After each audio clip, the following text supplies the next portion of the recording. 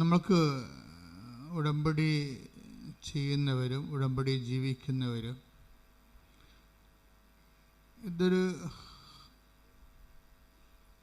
അംബിഗ്വസ് ആയിട്ട് ഇതിനകത്തൊന്നുമില്ല. എന്ന് വെച്ച് കഴിഞ്ഞാൽ നമുക്ക് ചിലപ്പോൾ കിട്ടാതിരിക്കാം, ചിലപ്പോൾ കിട്ടാം, പോയി നോക്കാം, എങ്ങനെ വരുമെന്ന് അറിയട്ടെ. അങ്ങനെ ഒരു രീതിയിൽ നിങ്ങൾ ഉടമ്പടി എടുത്ത 0 മെരിറ്റാണ് വരാൻ പോണത്, 0 ഗ്രേസ്. കാര്യം നിങ്ങൾ ദൈവത്തെയും ഉടമ്പടിയെയും ആണ് സംശയിക്കുന്നത്. ആദ്യമേ ദൈവത്തെയും ഉടമ്പടിയാണ് സംശയിക്കണം. അപ്പം അങ്ങനെ നമ്മൾ ആലപ്പുഴ പോയി നോക്കാം, ഇനിയിപ്പോൾ അവിടെ കൂടി പോയില്ലെന്ന് വേണ്ടല്ലോ എന്ന് വിചാരിച്ചുകൊണ്ട് ഈ ഉപ്പ് നോക്കാൻ വേണ്ടി, ഉടമ്പടിയുടെ ഉപ്പ് നോക്കാൻ വേണ്ടി വരുന്ന ആൾക്കാരില്ലേ, അത് നിങ്ങൾ വെറുതെ വന്ന് പണി മേടിക്കരുത് എന്നുള്ളതാണ് എൻ്റെ അച്ഛൻ. അത് ദൈവത്തെ പരീക്ഷിച്ച് പണി മേടിക്കരുത്. നിങ്ങളുടെ സ്വാഭാവികമായിട്ട് നിന്നുവരെ നിങ്ങൾ ഗതി പിടിക്കാത്തതിൻ്റെ മെയിൻ കാരണം ദൈവത്തിൻ്റെ പ്രാർത്ഥനാ ജീവിതത്തിലുണ്ടാകുന്ന നിങ്ങളുടെ ആജന്മ നിങ്ങളുടെ സംശയങ്ങൾക്ക് തന്നെയാണ്. നിങ്ങളെപ്പോഴും ദൈവതിരുസന്നിധിയിൽ ഹാഫ് മൈൻഡഡ് ആണ്. അതുകൊണ്ടാണ് പകുതി മനസ്സുണ്ട്. പകുതി മനസ്സിൽ ആണ് പലപ്പോഴും പലരും ഉടമ്പടി ചെയ്യുന്നത്. ഈ പകുതി മനസ്സാണെങ്കിൽ നിങ്ങൾ ഇത് റിസൾട്ട് ശരിക്കും എന്തെങ്കിലും കിട്ടുമെന്നല്ല, അതായത് ഉടമ്പടി എന്ന ദൈവിക സംവിധാനത്തെ തന്നെ നമുക്ക് ഇപ്പം നിങ്ങൾക്കറിയാമല്ലോ, ചില കണക്കുകളൊക്കെ ചെയ്യുമ്പോൾ ഉത്തരം തെറ്റാണെങ്കിലും വഴി ശരിയാണെങ്കിൽ മാർക്ക് കിട്ടത്തില്ലേ. നിങ്ങൾ സംശയിച്ചിട്ടുകൊണ്ടാണ് ഉടമ്പടി ഹാഫ് മൈൻഡഡ് ആണ് ചെയ്യണമെങ്കിൽ വഴിക്ക് പോലും മാർക്ക് കിട്ടത്തില്ല. അതാണ് സംഭവം, വഴിക്ക് പോലും മാർക്ക് കിട്ടത്തില്ല. അപ്പം അതുകൊണ്ട് അപ്പം നിങ്ങൾ ഞങ്ങൾ സംശയിക്കാതെയാണ് ചെയ്യണത്, ഞങ്ങൾ അങ്ങനെ വിശ്വാസമില്ലെങ്കിൽ പിന്നെ ഇവിടം വരെ വരുമായിരുന്ന അത് ഓക്കെ, വന്നു എന്ന് പറഞ്ഞുകൊണ്ട് ഒരു പ്രയോജനമില്ല. എന്താ കാര്യം വെച്ച് കഴിഞ്ഞാൽ ഉടമ്പടി അതിനൊരു എക്സിക്യൂട്ടീവ് ലെവലുണ്ട്, പ്രയോഗ രീതിയുണ്ട്. നമ്മളത് ഉടമ്പടി എപ്പോഴും നമ്മൾ എന്ത് പറയുന്നു എന്നുള്ളതല്ല, എന്ത് പ്രയോഗിക്കുന്നു എന്നുള്ളതാണ് അതിൻ്റെ മറ്റ് പ്രാർത്ഥനകളിൽ നിന്ന് ഉടമ്പടിയെ മാറ്റി നിർത്തുന്നത്. നിങ്ങൾക്ക് വേണമെങ്കിൽ 3000 നന്മ നിറഞ്ഞൂറ് ചെല്ലാം, 30,000 സ്വർഗസ്ഥനായ പിതാവ് ചെല്ലാം. അങ്ങനെ എന്തെങ്കിലും ചുണ്ടുകൊണ്ട് അഭ്യാസം കാണിച്ച് ദൈവത്തെ അകപ്പെടുത്താവുന്നുള്ള മിഥ്യാധാരണയുമായിട്ട് ഉടമ്പടിയിലേക്ക് സമീപിക്കരുത്. ഉടമ്പടി ഇറ്റ് ഇസ് അനദർ പ്രോജക്റ്റ്. അപ്പം അത് കൃത്യമായിട്ട് മനസ്സിലാക്കണം. അതുകൊണ്ട് എങ്ങനെയാണ് ഉടമ്പടി? അതിന് ഏറ്റവും നല്ല കാര്യം ഉടമ്പടിയുടെ സാക്ഷ്യങ്ങൾ കേൾക്കുന്നതാണ്. My second point. First point, half മൈൻഡായിട്ട് ഉടമ്പടിയിലേക്ക് വരരുത്, ഫുൾ മൈൻഡായിട്ട് വരണം. ഇത് എൻ്റെ അവസാനത്തെ അബോർഡാണ്. This is my last destination. എന്നെ ദൈവം കൊണ്ടുവന്നതാണ്.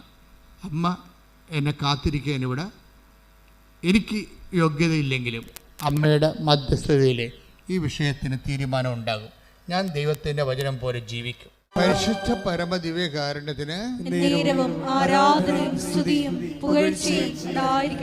അപ്പോൾ സെക്കൻഡ് പോയിന്റ് എന്താണ്? സെക്കൻഡ് പോയിന്റ് സാക്ഷ്യങ്ങൾ കേൾക്കുക.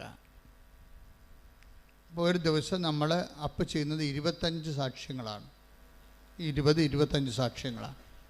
10 സാക്ഷ്യങ്ങൾ ഇൻഡിവിജ്വലായിട്ട് അപ്പ് ചെയ്യും, 15 സാക്ഷ്യങ്ങൾ ക്ലസ്റ്ററായിട്ട് അപ്പ് ചെയ്യും. എല്ലാ വിഷയങ്ങൾക്കും ഉടമ്പടി എല്ലാ വിഷയങ്ങൾക്കും സാക്ഷ്യം എന്ന് പറഞ്ഞുകൊണ്ട് ക്ലസ്റ്ററായിട്ട് 15 സാക്ഷ്യം ഒരുമിച്ചിടും. പിന്നെ സബ്ജക്റ്റ് വൈസ് സബ്ജക്റ്റ്, മനുഷ്യന് 100,000 മനുഷ്യർക്ക് 100,000 വിഷയങ്ങളാണ്. അപ്പോൾ സബ്ജക്റ്റ് ഈ ആഴ്ചയിൽ നടന്ന സബ്ജക്റ്റ് വൈസ് സാക്ഷ്യം എന്താണ്? എഡ്യൂക്കേഷൻ ഉണ്ടാകും, ചിലപ്പോൾ ജോബ് ഓറിയൻറ്റഡ് ഉണ്ടാകും, ഭവനരഹിതരുണ്ടാകും, രോഗികളുണ്ടാകും, അതുപോലെ തന്നെ കുടുംബ തകർച്ച വന്നവരുണ്ടാകും, ഡൈവേഴ്സ് കേസ് ഉണ്ടാകും.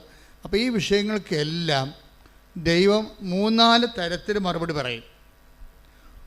ഒന്നാമത്തെ മറുപടി ബൈ കവനൻ്റ് തന്നെ.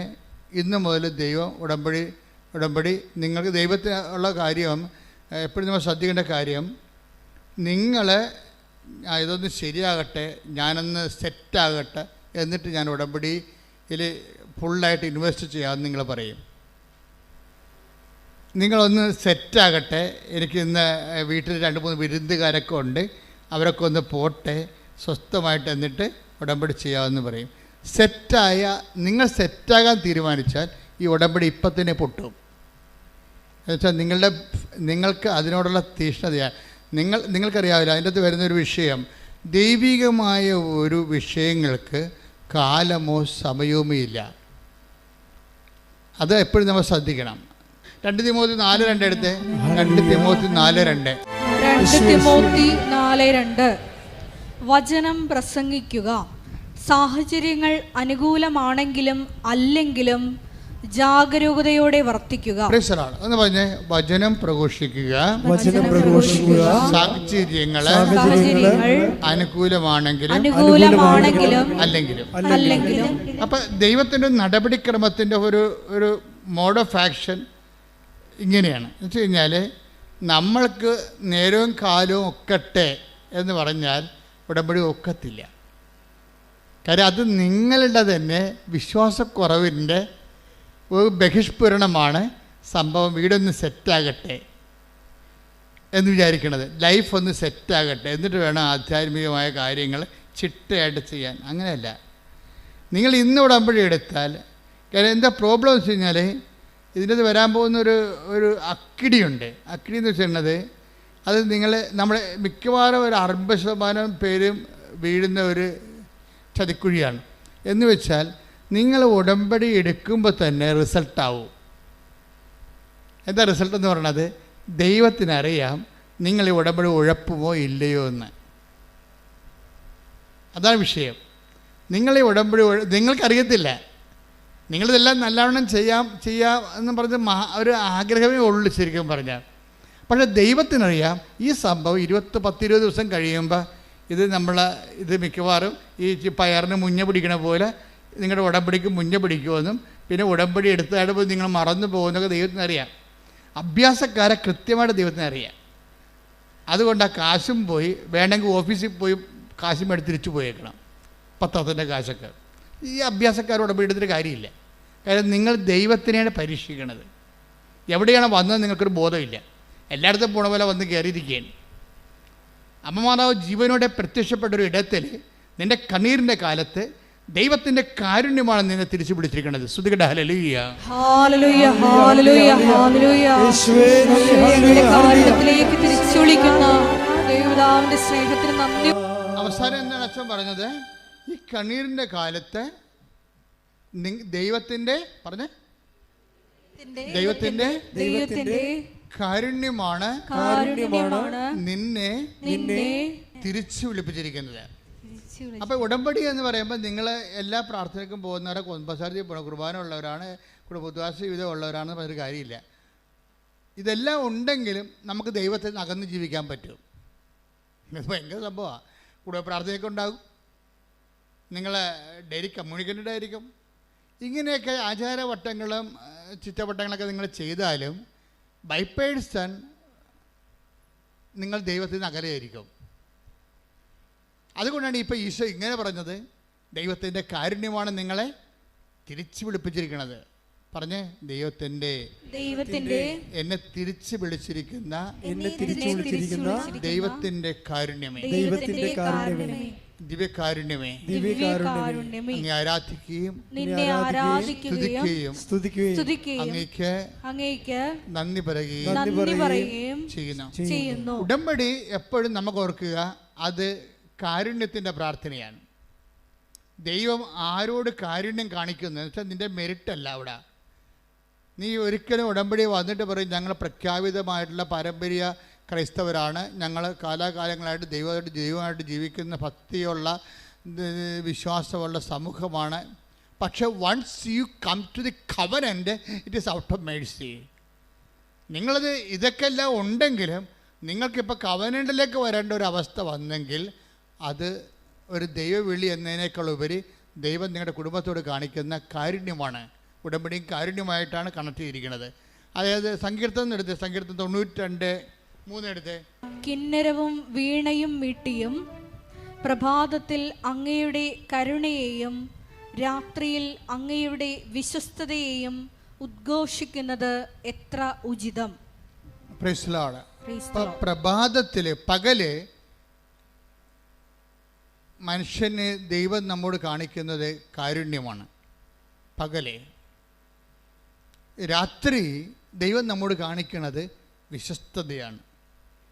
ഈ ഉടമ്പടി നമുക്ക് രണ്ട് പകലും രാത്രിയും, ഡാർക്ക് ആൻഡ് ലൈറ്റ് ഉണ്ട് ജീവിതത്തിൽ, അല്ലേ? ജീവിതത്തിൻ്റെ പകലിലെ പ്രകാശമുള്ളപ്പോൾ നമ്മളുടെ ദൈവം നമ്മോട് കാണിക്കണത് എന്താണ്?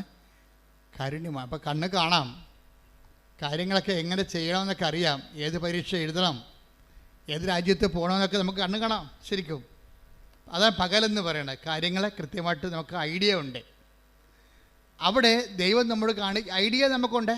ഏത് സബ്ജക്റ്റ് എടുക്കണം, ഇപ്പോഴ് റിസൾട്ട് വന്നിരിക്കണതാണ്, ഏത് സബ്ജക്റ്റ് എടുക്കണം, ഏത് കോഴ്സ് എടുക്കണം എന്നൊക്കെ നമുക്ക് ഐഡിയ ഉണ്ട്. അത് നമ്മുടെ പകലാണ്. ഐഡിയ നിങ്ങൾക്കുണ്ടെങ്കിലും നമുക്ക് വേണ്ടത് എന്താണ്? അത് നമ്മുടെ മെറിറ്റല്ല.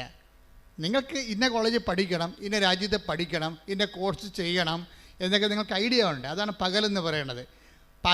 നിങ്ങൾക്ക് നിങ്ങളുടെ ജീവിതത്തിൽ എന്ത് ബിസിനസ് ചെയ്യണം, എവിടെ വീട് വെക്കണം, എവിടെ നിന്ന് ലോൺ കിട്ടും, ഇതിനെക്കുറിച്ചൊക്കെ നിങ്ങൾക്ക് already you have A idea. നിങ്ങളുടെ ലൈഫിനെ കുറിച്ച് ഐഡിയ ഉണ്ടെങ്കിൽ സ്വാഭാവികമായും നിങ്ങളോർക്കും എനിക്കിതെല്ലാം ഐഡിയ ഉണ്ടല്ലോ, എനിക്ക് സിവിൽ പോയിൻറ്റ്സ് ആവശ്യത്തിനുണ്ട്, ബാങ്കിൽ നിന്ന് ലോൺ കിട്ടും, അല്ലെങ്കിൽ വിദ്യാഭ്യാസ ലോൺ കിട്ടും. You have an idea. ഈ ഐഡിയ ഉണ്ടെങ്കിൽ അതിനകത്ത് അത് പകലാണ്. നിനക്ക് വ്യക്തമായിട്ട് നിങ്ങൾ കാര്യങ്ങൾ നിൻ്റെ ജീവിതത്തിൻ്റെ ഭാവി നിങ്ങൾക്ക് കാണാൻ പറ്റും. പക്ഷെ അങ്ങനെ കാണാൻ പറ്റുമ്പോൾ നിങ്ങളെ അലസരാകരുത്. കാണാൻ പറ്റിയാലും യു നീഡ്സ് മെഴ്സി. അതാണ് കർത്താവ് പകല്. കിന്നരവും വീണയും മീട്ടിയും പ്രഭാതത്തിൽ അങ്ങയുടെ കരുണയെയും രാത്രിയിൽ അങ്ങയുടെ വിശ്വസ്തതയെയും ഉദ്ഘോഷിക്കുന്നത് എത്ര ഉചിതം. അത് ഉചിതമായ, അതായത് നമ്മളുടെ ജീവിതത്തെക്കുറിച്ച് നമുക്ക് വ്യക്തതയെല്ലാം ഉണ്ട് എങ്കിലും ആവശ്യത്തിന് ആരോഗ്യമുണ്ട്, ആവശ്യത്തിന് സെറ്റപ്പുണ്ട്, അതുപോലെ തന്നെ ജീവിത രീതികളിലെല്ലാം നിങ്ങളെല്ലാം അറേഞ്ച്ഡാണ്. നിങ്ങൾക്ക് വ്യക്തത ഉണ്ടെങ്കിലും യു നീഡ്സ് മേഴ്സി. ഇവിടെയാണ് നമ്മൾ മുട്ടുകുത്തേണ്ടി വരുന്നത്. ഇപ്പോൾ ചില ആൾക്കാർ മുട്ടുകുത്തി കരഞ്ഞൊക്കെ പ്രാർത്ഥിക്കത്തില്ലേ? ചില ആൾക്കാർ കൈ കേട്ട് നിന്ന് പ്രാർത്ഥിക്കത്തില്ലേ? ഈ ഫിസിക്കൽ പോസ്റ്ററിന്, ആ ഡിസ്പോസിഷന് നിങ്ങളുടെ ഫെയ്ത്ത് റീഡിങ്ങുമായിട്ട് ബന്ധമുണ്ട്. നിങ്ങളുടെ ഭാര്യയ്ക്ക് ക്യാൻസർ ലാസ്റ്റ് സ്റ്റേജ് ആണെങ്കിൽ നിങ്ങൾ കരഞ്ഞ് മുട്ട നിന്ന് കർത്താവിനോട് പ്രാർത്ഥിക്കും, ഇല്ലേ? നിങ്ങളുടെ മകന് അത്തരം ഒരു അസുഖമൊന്നുമില്ല, പനിയാ വല്ലതുമാണെങ്കിൽ നിങ്ങൾ നിന്ന് മുട്ട നിന്ന് പ്രാർത്ഥിക്കും, ഇല്ലേ? വ്യത്യാസമുണ്ട്.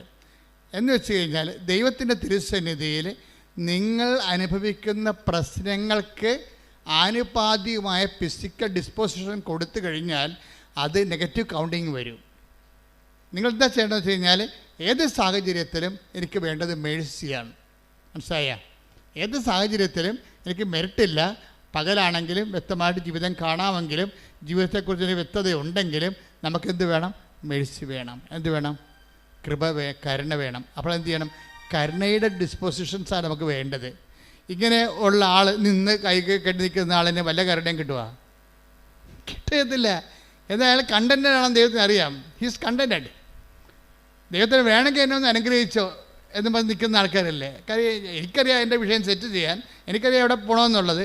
പക്ഷേ ബൈബിൾ പറയണത് ഇങ്ങനെയുള്ള പേഴ്സണലായിട്ട് ഓക്കെ ആണെങ്കിലും you needs grace, you needs mercy. എന്നുവെച്ചാൽ മേഴ്സി എന്ന് പറഞ്ഞത് ഗ്രേസിന് രണ്ടും രണ്ടാണ്. മേഴ്സി എന്ന് പറയുന്നത് മെറിറ്റില്ലാത്ത അവസ്ഥയിലെല്ലാം മേഴ്സിയാണ് നമുക്ക് വേണ്ടത്. If you have no merit you needs mercy. നിങ്ങൾക്ക് യോഗ്യതയില്ലെങ്കിൽ നിങ്ങൾക്ക് എന്താ വേണ്ടത്? കരുണയാണ് വേണ്ടത്. അപ്പം പകലിൽ നിന്ന് പോലും ജീവിതം വ്യക്തമായിട്ട് കാണാമെങ്കിൽ പോലും ദൈവത്തിൻ്റെ കരുണയാണ് വേണ്ടതെന്നുണ്ടെങ്കിൽ ആ എല്ലാ വിഷയങ്ങളും ഉടമ്പടി തന്നിരിക്കുന്ന എല്ലാ ഹോംവർക്കുകളും കരുണയുടെ ഡിസ്പോസിഷനിലാണ് ചെയ്യേണ്ടത്. മനസ്സിലായില്ലേ? ദൈവം നമ്മോട് കരുണ തോന്നുന്ന രീതിയിലാണ് ചെയ്യേണ്ടത്. ആക്കാനും വേണ്ടി ഒക്കാനിക്കരുത് അർത്ഥം. 10 പത്രമുണ്ട്, കൊടുത്തേക്കാം. അയൽവാസികൾക്ക് ചെന്ന് കൊടുക്കും. കൊടുത്ത് പെട്ടെന്ന് ചാപ്റ്റർ എത്രയും വേഗം ചാപ്റ്റർ ക്ലോസ് ചെയ്യാൻ പറ്റുമല്ലോ എന്ന് വിചാരിച്ചുകൊണ്ട് ആ ചാപ്റ്റർ ക്ലോസ് ചെയ്യും. പത്രം കൊടുക്കാൻ പറഞ്ഞു. ഇന്ന് ബഹുമാനോടെ ക്ലീനേഴ്സും പറഞ്ഞില്ലേ, ഇവിടുത്തെ ഏറ്റവും ടോപ്പ് പ്രേക്ഷിത പ്രവർത്തനം ഉടമ്പടിയിൽ മിക്കവാറും 40 പോയിൻ്റാണ് പത്രത്തിനുള്ളത്. കാര്യം പത്രമാണ് ജനങ്ങളെ ദൈവത്തിലേക്ക് അടുപ്പിക്കുന്നത്. നിങ്ങളൊരു രോഗിയെ നഖം വെട്ടി കൊടുത്തു കഴിഞ്ഞാൽ ആ രോഗിക്ക് മാത്രമാണ് ഗുണം. പക്ഷെ ഒരു പത്രം കൊടുത്തു കഴിഞ്ഞാൽ അവന് വിശ്വാസം കൊടുക്കുക മാത്രമല്ല, നിങ്ങളെ സഹായിച്ച ആരെങ്കിലും വേറെ ആൾക്കാരെ സഹായിച്ച ചരിത്രമുണ്ടോ? പക്ഷെ നിങ്ങൾ വിശ്വാസം കൊടുത്താൽ ആ വിശ്വാസം അവർ കൈമാറും. അപ്പോൾ ഈ ഇവാഞ്ചലൈസേഷനും, അതായത് വിശ്വാസ കൈമാറ്റവും വിശ്വാസ പ്രവർത്തനവും തമ്മിൽ വ്യത്യാസമുണ്ട്. അതുകൊണ്ടാണ് ദൈവത്തിൻ്റെ കരുണ നമുക്ക് ലഭിക്കത്തക്ക രീതി വേണം നിങ്ങളെ പ്രേക്ഷിത പ്രവർത്തനങ്ങൾ ചെയ്യാൻ. എന്താണ്? നിങ്ങൾ പ്രാർത്ഥിക്കണം, കർത്താവേ, ഇത് ഞാനൊരു കടമ നിർവഹിക്കുക മാത്രമല്ല, ഇത് വായിച്ചവൻ അങ്ങേ അറിയണം, അത് എൻ്റെ ചെവി കൊണ്ട് ഞാൻ കേൾക്കണം, അവർക്ക് കർത്താവിനെ കിട്ടിയെന്ന് അറിയണം. അങ്ങനെയൊക്കെ നമുക്ക് ഒരു ആത്മബന്ധത്തോടുകൂടിയാണ് പ്രേക്ഷിത പ്രവർത്തനം ചെയ്യണമെങ്കിൽ നിങ്ങൾക്ക് കർത്താവിൻ്റെ കരുണ കിട്ടും. എന്ന് വെച്ച് കഴിഞ്ഞാൽ, ഇപ്പം ഞാനിപ്പോൾ എവിടെയെങ്കിലും പോവുകയാണെങ്കിൽ, ഞാൻ രാവിലെ എനിക്ക് ഫീഡിങ് പ്രെയർ എന്ന് പറഞ്ഞ സെഷനുണ്ട്. ഫീഡിങ് പ്രെയർ എന്ന് വെച്ച് കഴിഞ്ഞാൽ ആ മുഴുവൻ റൂട്ട്, എൻ്റെ വണ്ടി പോകുന്ന മുഴുവൻ റൂട്ട് കർത്താവിന് സമർപ്പിക്കും. തലേദിവസം തന്നെ സമർപ്പിക്കാൻ തുടങ്ങും. എൻ്റെ പുറകെ വരുന്ന വാഹനം, മുമ്പേ വരുന്ന വാഹനം, സൈഡിൽ കൂടെ പോകുന്ന വാഹനം, ഞാൻ കണ്ടെത്തുന്ന സ്ഥലങ്ങൾ, കുടിക്കുന്ന വെള്ളം, എല്ലാ ടൈം, ഓഫീസ്, കണ്ടുമുട്ടുന്ന വ്യക്തികളെ, കണ്ടുമുട്ടാനിരിക്കുന്നവർ, ഇനി എൻ്റെ ആംഗിളിലില്ലാത്ത ആൾക്കാരെ എല്ലാം ദൈവത്തിൻ്റെ സന്നിധി കൊണ്ടുവരും. ഇങ്ങനെ ഈ ഇതിന് ഈ ഫീഡിങ് പ്രയറിൻ്റെ ഒരു ഗുണം, നിങ്ങളുടെ ദൗത്യം മിഷൻ ഗൈഡഡ് ആയിരിക്കും. ഫീഡിങ് പ്രയർ വന്നാൽ മിഷൻ ഗൈഡഡ് ആവും. എന്ന് വെച്ച് കഴിഞ്ഞാൽ ആര് ഗൈഡ് ചെയ്യും? ഇപ്പം നിങ്ങളുടെ യാത്രകൾ നിങ്ങളല്ല ഗൈഡ് ചെയ്യണത്. That is known sense. അത് പഠിക്കാൻ സാധിക്കും. ഒരു ദൈവ പൈതലിനെ സംബന്ധിച്ചിടത്തോളം അവൻ്റെ യാത്ര, അവൻ്റെ ഉദ്യമങ്ങൾ ദൈവം ഗൈഡ് ചെയ്യണം. ദൈവം ഗൈഡ് ചെയ്യണമെങ്കിൽ എല്ലാം ദൈവത്തിൻ്റെ കൺട്രോളിൽ കൊണ്ടുവരണം. എല്ലാം ദൈവത്തിൻ്റെ കൺട്രോളിൽ, യാത്ര, ഭക്ഷണം, സംസാരം, എല്ലാം ദൈവത്തിൻ്റെ കൺട്രോളിൽ കൊണ്ടുവന്നു കഴിഞ്ഞാൽ പിന്നീട് ഫീഡിങ് കഴിയുമ്പോൾ, അതാണ് ഫീഡിങ് എന്ന് പറയണത്. അത് ഇപ്പോൾ ഞങ്ങൾ ചിലർ ജപമാല ചൊല്ലി സമർപ്പിക്കും, ചിലർക്ക് സൽപ്രവർത്തികൾ ചെയ്തുകൊണ്ട് അവരുടെ അജണ്ട സമർപ്പിക്കും. പാസ്പോർട്ട് ഓഫീസിൽ പോകണം, വിസ ഓഫീസിൽ പോകണം, ഇൻ്റർവ്യൂവിന് പോകണം, പരീക്ഷയ്ക്ക് പോകണം. ഇങ്ങനെ വ്യത്യസ്തമായ കാര്യങ്ങൾ അവിടെ കണ്ടുമുട്ടുന്ന വ്യക്തികൾ തിരിച്ചു പോരുന്ന വരെയുള്ള മുഴുവൻ സംഭവം ഫീഡ് ചെയ്ത് കൊടുക്കണം. പേഴ്സണൽ പ്രയറിൻ്റെ സമയത്താണ് ഫീഡിങ് നടക്കേണ്ടത്. ഫീഡിങ് നടന്നു കഴിഞ്ഞാൽ ടോട്ടലായിട്ട് ഇത് ഗൈഡഡ് ആവും. ഉടനെ ഇത് വേറെ ഫോർമാറ്റിലേക്ക് മാറിയിട്ട് ഗൈഡഡ് ആവും. അപ്പം നിങ്ങൾ അല്ല നയിക്കപ്പെടുന്നത്, നിങ്ങൾ വിചാരിക്കാത്ത സ്ഥലങ്ങളിലേക്ക് നിങ്ങളെ ദൈവം കൊണ്ടുപോകും. നിങ്ങൾ വിചാരിക്കാത്ത വ്യക്തികളും, കാര്യം നിങ്ങൾക്ക് കാണേണ്ട വ്യക്തി ആരാണെന്ന് ദൈവത്തിന് അറിയാം. നിങ്ങൾക്ക് പോകേണ്ട വ്യക്തി ഓഫീസ് എവിടെയാണെന്ന് ദൈവത്തിന് അറിയാം. അതെങ്ങനെയാണ് ഈസി ആയിട്ട് പോകേണ്ടത് ദൈവത്തിന് അറിയാം. ഇതെല്ലാം ദൈവം ക്രമീകരിച്ച് തരും. ഇതാണ് ഗൈഡഡ് എന്ന് പറയുന്നത്, ഗൈഡഡ് ലൈഫ് എന്ന് പറയുന്നത്. അപ്പോൾ മൊത്തം ദൈവത്തിൻ്റെ ഗൈഡ് ലൈൻസ് കൊണ്ടുവരണം.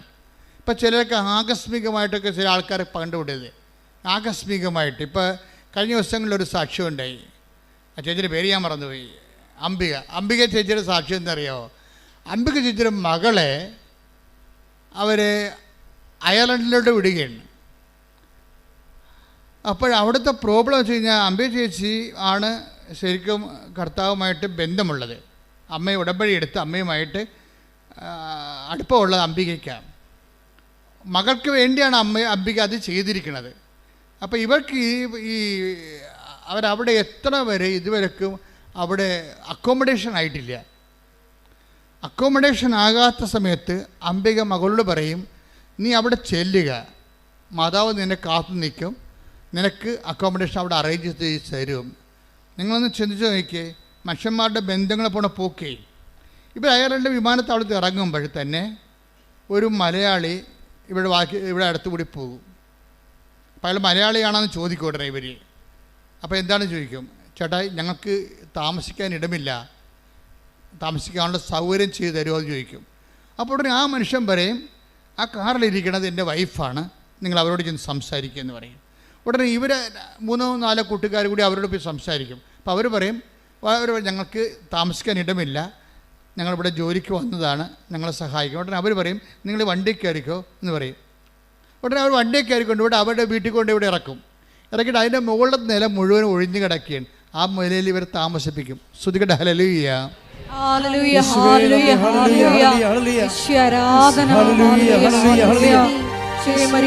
ഞങ്ങൾ എല്ലാവരുടെയും കൂടെ സാന്നിധ്യമായി സഞ്ചരിക്കുന്ന അവിടുത്തെ സ്നേഹത്തിന് നന്ദി പറയുന്നു.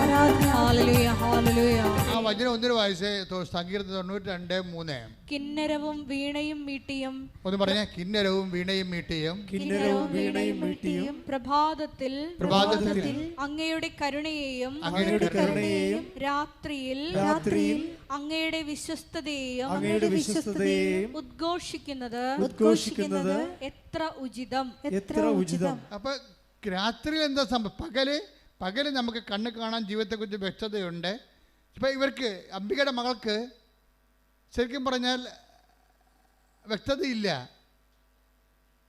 എവിടെ താമസിക്കുന്ന വ്യക്തതയില്ല. അപ്പം അംബികയ്ക്ക് വ്യക്തതയുണ്ട്. എന്താ വ്യക്തത? വിശ്വാസിക്ക് വ്യക്തതയുണ്ട്. എന്താ വ്യക്തത? അവിടെ ചെല്ലുമ്പോൾ മാതാവ് ക്രമീകരിക്കുക. കാര്യം ഉടമ്പടി അമ്മയുടെ ഉടമ്പടിയിലുള്ള ആളാണ്. അപ്പം അത്രയും വിശ്വസ്തത. അപ്പം നമുക്ക് വ്യക്തതയില്ലാത്തപ്പോൾ അതിന് സുവിശേഷത്തിൻ്റെ ഭാഷയിൽ രാത്രി എന്ന് പറയും. നമുക്ക് വ്യക്തതയില്ല. എന്ത് കിട്ടും, ഏത് ജോലി ചെയ്യും, ആരെ കല്യാണം കഴിക്കും, എവിടെ താമസിക്കും, ഏത് ആശുപത്രി ചികിത്സക്ക് പോകും. We have no idea. ഇതിനാണ് ഡാർക്ക്നെസ് എന്ന് പറയണത്. ഇങ്ങനെയുള്ള സമയത്ത് ഉടമ്പടിയിൽ ഉണ്ടാകുന്ന ആനുകൂല്യം എന്ന് പറയണത് നിങ്ങൾക്ക് നിങ്ങളുടെ ജീവിതത്തെക്കുറിച്ച് സീറോ ക്ലിയർ ആണെന്ന് വിചാരിച്ചേ. Zero clearness. നിങ്ങൾക്ക് ഒരു ഐഡിയ ഇല്ല, ഒന്നിനെക്കുറിച്ചൊരു ഐഡിയ ഇല്ല. അതാണ് രാത്രി എന്ന് പറയണത്. രാത്രിയിൽ ഉടമ്പടിയിലുള്ള ഗുണം എന്താണ്? സങ്കീർത്തനം 92:3 ഒന്നിനു വായിച്ചേ. കിന്നരവും വീണയും മീട്ടിയും. ഒന്ന് പറഞ്ഞേ, കിന്നരവും വീണയും മീട്ടിയും. കിന്നരവും വീണയും മീട്ടിയും പ്രഭാതത്തിൽ അങ്ങയുടെ കരുണയെയും രാത്രിയിൽ അങ്ങയുടെ വിശ്വസ്തതയെയും ഉദ്ഘോഷിക്കുന്നത് എത്ര ഉചിതം, എത്ര ഉചിതം. അതായത് രാത്രി എന്ന് പറയണത് ഒരു ഐഡിയയുമില്ല. ഇപ്പം നമുക്കറിയാം, നമ്മൾ രാത്രി എന്താ ചെയ്യണത്? നമ്മൾ ഉറങ്ങും അല്ലേ? രാത്രി നമുക്ക് പ്രവർത്തനങ്ങളൊന്നുമില്ലല്ലോ, ഉറങ്ങുകയേ ഉള്ളൂ. പക്ഷേ രാത്രി നിൻ്റെ ദൈവം എന്താ ചെയ്യണത്? രാത്രി നിനക്ക് വേണ്ടി ജാഗ്രതയുള്ള രേഖ. ഇസ്രായേലിൻ്റെ ദൈവം മയങ്ങുകയില്ല, ഉറങ്ങുകയില്ല. ആകുമ്പോൾ ഈ 124 121:4 ശ്രുതിക്കട്ടെ. ഹല്ലേലൂയ, ഹല്ലേലൂയ, ഹല്ലേലൂയ. യേശുവേ നന്ദി. ഹല്ലേലൂയ, ഹല്ലേലൂയ, ഹല്ലേലൂയ. യേശുവേ സ്തുതി. ഹല്ലേലൂയ, ഹല്ലേലൂയ, ഹല്ലേലൂയ. 121 സങ്കീർത്തനം 4-ാം തിരുവചനം. ഇസ്രായേലിന്റെ പരിപാലകൻ മയങ്ങുകയില്ല, ഉറങ്ങുകയുമില്ല. പറഞ്ഞേ. ഇസ്രായേലിന്റെ പരിപാലകൻ മയങ്ങുകയില്ല, ഉറങ്ങുകയുമില്ല. നിന്റെ രാത്രിയിൽ ദൈവം നിനക്ക് വേണ്ടി ജാഗ്രത അനുഭവിക്കും. എന്നുവെച്ചാൽ നമ്മൾക്ക് ഒന്നും ചെയ്യാൻ പറ്റാത്ത അവസ്ഥ ഉണ്ടായി. രാത്രിക്കുള്ള കുഴപ്പം എന്താണ്? ഉറക്കമല്ല പ്രശ്നം. എന്താണ്? ഒന്നും ചെയ്യാൻ പറ്റാത്ത അവസ്ഥ. ചില ആൾക്കാർ പറഞ്ഞില്ല, എൻ്റെ അച്ഛാ പ്രാർത്ഥിക്കാൻ പോലും പറ്റണില്ല. രാത്രിയായി. രാത്രി എന്ന് പറയുമ്പോൾ നിങ്ങളോട് രാത്രി എന്ന് വിചാരിക്കരുത്. ജീവിതത്തിൽ ഈശോ എന്താ പറഞ്ഞ രാത്രിയെക്കുറിച്ച്? യോഹന്നാൻ 9:4 എന്നെ അയച്ചവന്റെ പ്രവൃത്തികൾ പകലായിരിക്കുവോളം നാം ചെയ്യേണ്ടിയിരിക്കുന്നു. ഒന്ന് പറഞ്ഞ്, എന്നെ അയച്ചവന്റെ പ്രവൃത്തികൾ പകലായിരിക്കുവോളം നാം ചെയ്യേണ്ടിയിരിക്കുന്നു. ആർക്കും ജോലി ചെയ്യാൻ കഴിയാത്ത രാത്രി വരുന്നു. രാത്രിക്ക് അങ്ങനെ ഒരു പ്രശ്നമുണ്ട്. നിങ്ങൾ വെളിച്ചത്ത്, ഇപ്പം നമ്മളിതുപോലെ പൂ പോലെ വെളിച്ചത്ത് ജീവിച്ചാലും ആധ്യാത്മികമായിട്ട് രാത്രിയിലായി പോകും ചിലപ്പോൾ. എന്താണ്? ശരി പറയാറ്, എൻ്റെ അച്ഛാ സങ്കടം കൊണ്ട് പ്രാർത്ഥിക്കാൻ പോലും പറ്റണില്ല. അതാണ് രാത്രി. ചിലപ്പോൾ ഭർത്താവ് ഐസിയിലായിരിക്കും, അല്ലെങ്കിൽ മകൻ ചിലപ്പോൾ ജയിലിലായിരിക്കും. നിങ്ങൾക്കത് രക്ഷപ്പെടണമെന്നൊക്കെ ഉണ്ട്, പക്ഷേ നിങ്ങൾക്കൊരു വാക്ക് പ്രാർത്ഥിക്കാൻ പറ്റണില്ല. ആർക്കും വേല ചെയ്യാൻ പാടില്ലാത്ത രാത്രി, പ്രാർത്ഥിക്കാൻ പോലും പറ്റാത്ത രാത്രി. അതാ യോഹന്നാൻ 9:4 എന്ന് പറഞ്ഞ ആർക്കും വേല ചെയ്യാൻ പാടില്ലാത്ത രാത്രികാലം. ജീവിതത്തിൽ ഒരു ഐഡിയ ഇല്ല, ഒരാശയമില്ല, എന്ത് ചെയ്യണമെന്ന് അറിയാൻ പാടില്ല, ആരെ കോണ്ടാക്ട് ചെയ്യണമെന്ന് അറിയാൻ പാടില്ല, എങ്ങനെ ഗതി പിടിക്കുമെന്ന് അറിയാൻ പാടില്ല. നിങ്ങൾ സ്മോളൊക്കെ അടിച്ച് അല്ലെങ്കിൽ വീട്ടിൽ കഴുത്തേക്ക് കയറി നിങ്ങളുടെ കഴിവ് മറച്ചു വെക്കാൻ വേണ്ടി കുഞ്ഞുങ്ങളുടെയും ഭർത്താവിൻ്റെയും ഭാര്യയുടെയൊക്കെ കഴുത്തേക്ക് കയറി നിങ്ങളിങ്ങനെ അഭ്യാസം കാണിച്ച് ജീവിക്കായിരിക്കും ചിലപ്പോൾ. അതാണ് നിങ്ങളുടെ രാത്രി എന്ന് പറയുന്നത്. പ്രാർത്ഥിക്കാനും പറ്റണില്ല, കഴിവുകേടുകൾ മറച്ചു വെക്കാൻ വേണ്ടി മറ്റുള്ളവരുടെ മുമ്പിൽ ചാടിക്കയറി ജീവിക്കുന്ന സമയം, രാത്രി ഒന്നും ചെയ്യാൻ പറ്റാത്ത സമയം. ഈ രാത്രിക്ക് എന്താ ദൈവം ചെയ്യണത്? ഉടമ്പടി വന്നു കഴിഞ്ഞാൽ ഇനി നീ ഒരു രാത്രിയിൽ മാനുഷികമായ വീക്ക്നെസ് കൊണ്ടകപ്പെട്ടാലും നിനക്ക് പേടിക്കേണ്ട കാര്യമില്ല. സങ്കീർത്തനം 92:3 എന്താ പറയണത്? കിന്നരവും വീണയും മീട്ടിയും പ്രഭാതത്തിൽ അങ്ങയുടെ കരുണയെയും രാത്രിയിൽ അങ്ങയുടെ വിശ്വസ്തതയെയും ഉദ്ഘോഷിക്കുന്നത് എത്ര ഉചിതം. അപ്പൊ നീ ഇപ്പൊ നിന്റെ ജീവിതം രാത്രിയാണ്, നിനക്ക് ഐഡിയ ഇല്ല, നിനക്ക് പ്രാർത്ഥിക്കാമെന്ന് തോന്നണില്ല, നിനക്ക് ഒരു വേലയും ചെയ്യാൻ പറ്റണില്ല, നിനക്ക് ചിന്തിക്കാൻ വേണ്ടി ബിസിനസ് തുടങ്ങാമെന്ന് വെച്ചാൽ അതിന് കാശ് വേണ്ടേ? അതില്ല. വീട് വിൽക്കാമെന്ന് വെച്ചാൽ അനിയൻ്റെ പേരിൽ കൂടി പ്രമാണത്തിൽ അനിയൻ്റെ പേരും ഉണ്ട്, അവൻ സമ്മതിക്കണമില്ല. ഒന്നും ചെയ്യാൻ പറ്റണില്ല, കൈയും കാലും കട്ടിയ പോലെ അവസ്ഥയാണ്. എന്നപ്പോൾ ചത്ത് കളയാമെന്ന് തോന്നുന്നു. അതാണ് രാത്രി എന്ന് പറയണത്. ഈ രാത്രിയിൽ നീ ഉടമ്പടിയിലാണെങ്കിൽ എന്താ സംഭവിക്കണത്? കർത്താവ് വിശ്വസ്തനായിരിക്കുമെന്ന്. മനസ്സിലായില്ലേ? കൈയടിച്ച് ശ്രദ്ധിക്കട്ടെ.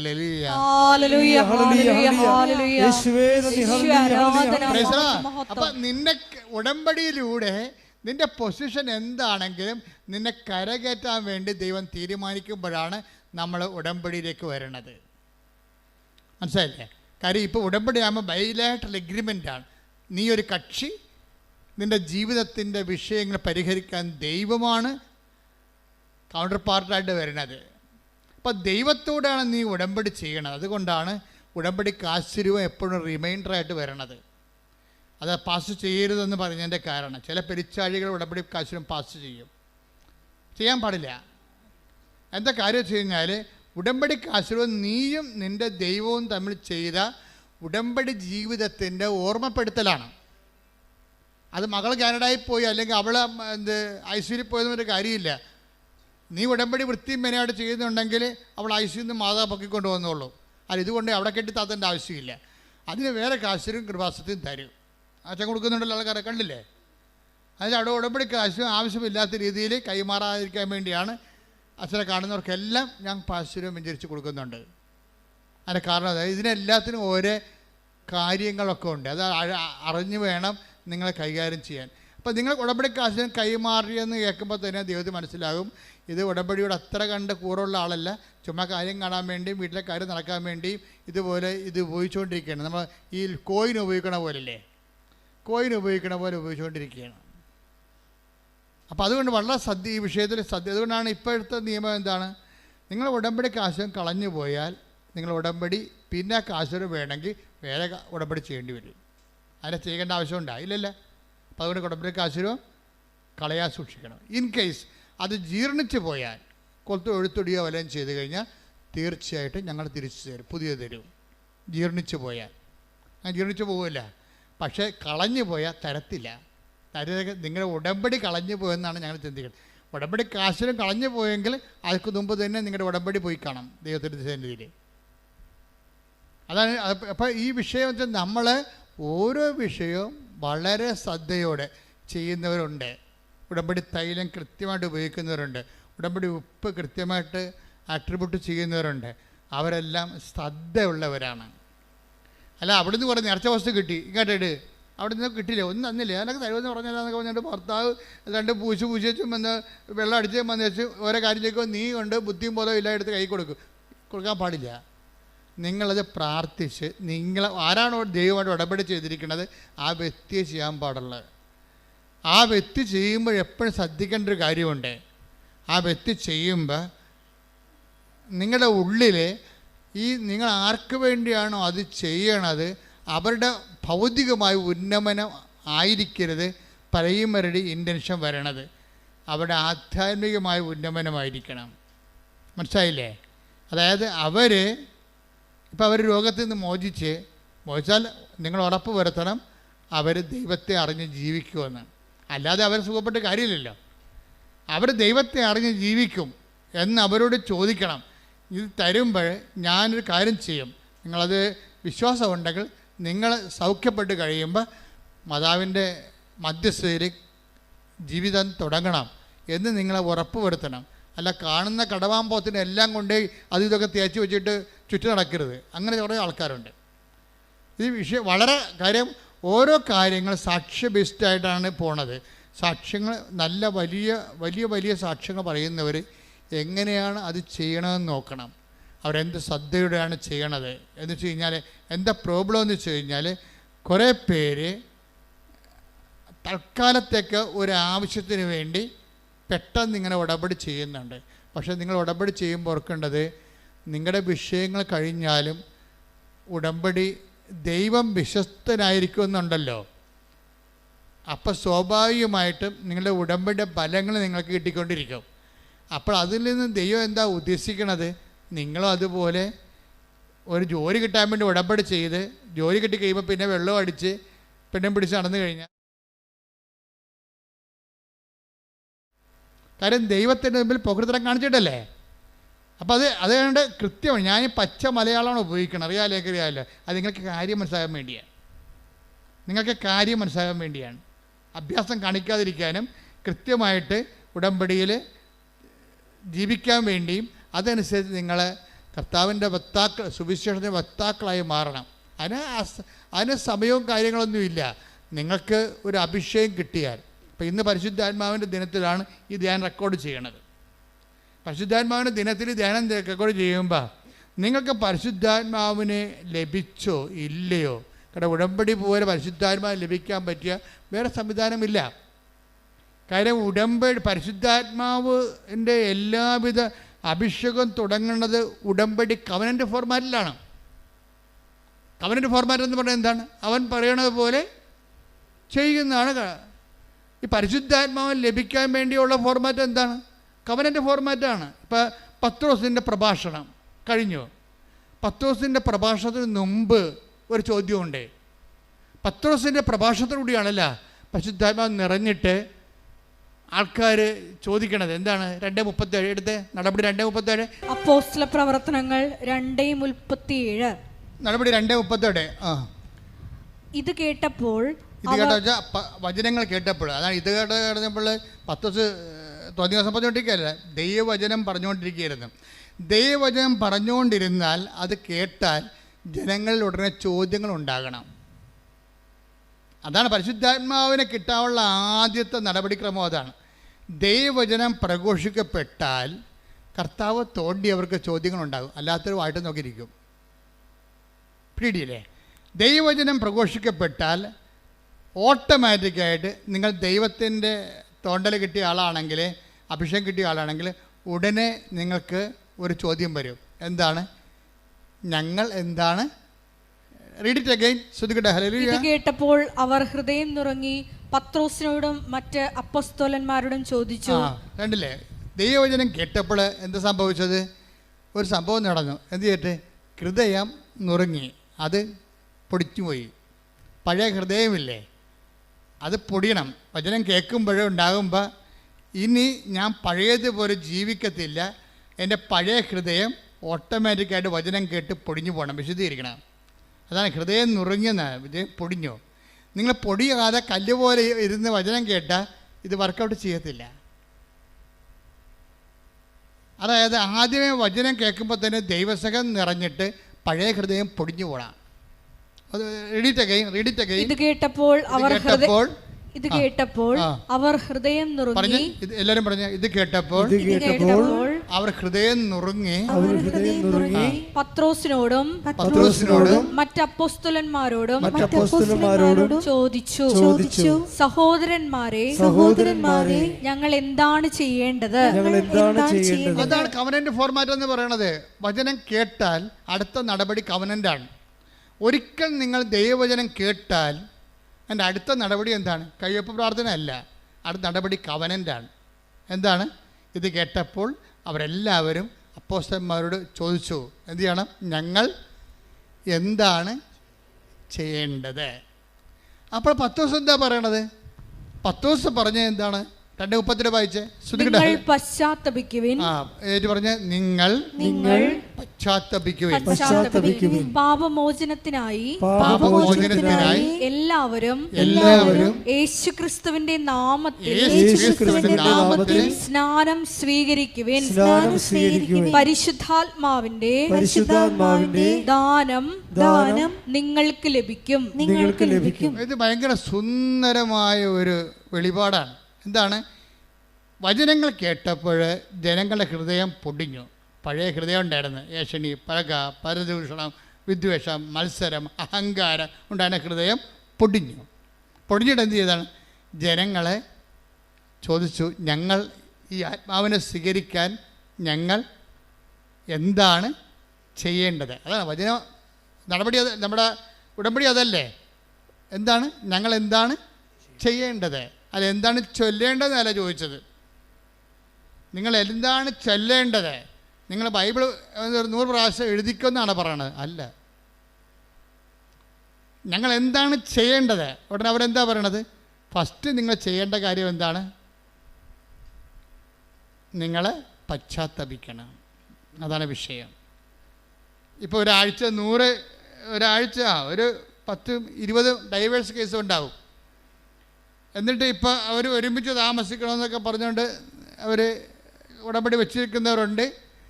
ചിലർ ഡൈവേഴ്സുകാർ ഉടമ്പടി വെച്ചിരിക്കുന്നത് കൊച്ചിനെ കിട്ടണമെന്നും പറഞ്ഞാണ്. കൊച്ചിനെ അയാൾ അടിച്ചുകൊണ്ട് പോയി, കൊച്ചിനെ കിട്ടണമെന്ന് പറഞ്ഞാൽ. ചിലർ ഉടമ്പടി വെച്ചിരിക്കുന്നത് കേസ് അവർക്ക് അനുകൂലമായിട്ട് വിധിക്കണമെന്നാണ്. പക്ഷേ ഇതിൻ്റെ ഇടയ്ക്ക് ഈ ഡൈവേഴ്സ് കേസുകാർ എന്താ ചെയ്തിരിക്കണം? ചിലർ പറഞ്ഞിട്ട് കൊച്ചിനെ കിട്ടണം. ചിലരെന്താ പറഞ്ഞിരിക്കുന്നത്? കേസ് അവർക്ക് അനുകൂലമായിട്ട് വിധിക്കണം. ചിലരെന്താ പറഞ്ഞിരിക്കുന്നത്? ചിലവിന് കിട്ടണം. ചിലരെന്താ പറഞ്ഞിരിക്കുന്നത്? അതായത് ഇതുപോലെ ഓരോ വിഷയങ്ങളാണ് പറഞ്ഞിരിക്കുന്നത്.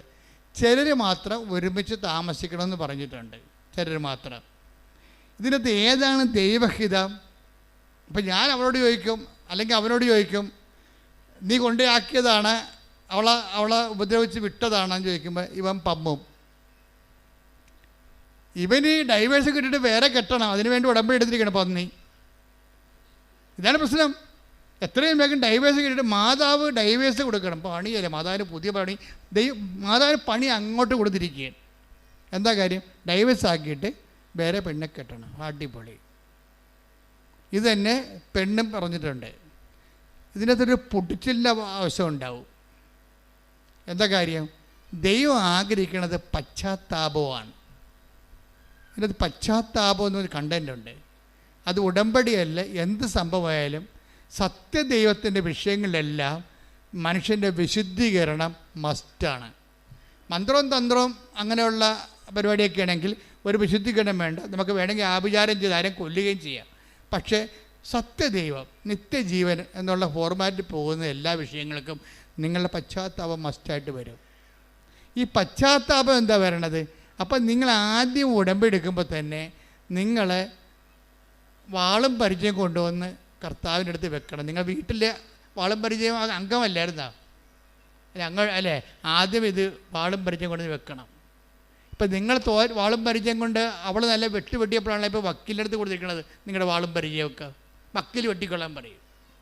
എന്നിട്ട് ജഡ്ജി തീരുമാനിക്കണം ആര് ജയിച്ചെന്ന് പറയും. നിങ്ങൾ വിചാരിച്ച കോടതിയിൽ നിങ്ങളുടെ വിഷയങ്ങൾ ചെല്ലണത് തന്നെ നിങ്ങൾക്ക് നാണക്കേടാണെന്ന്. എന്താ കാര്യം?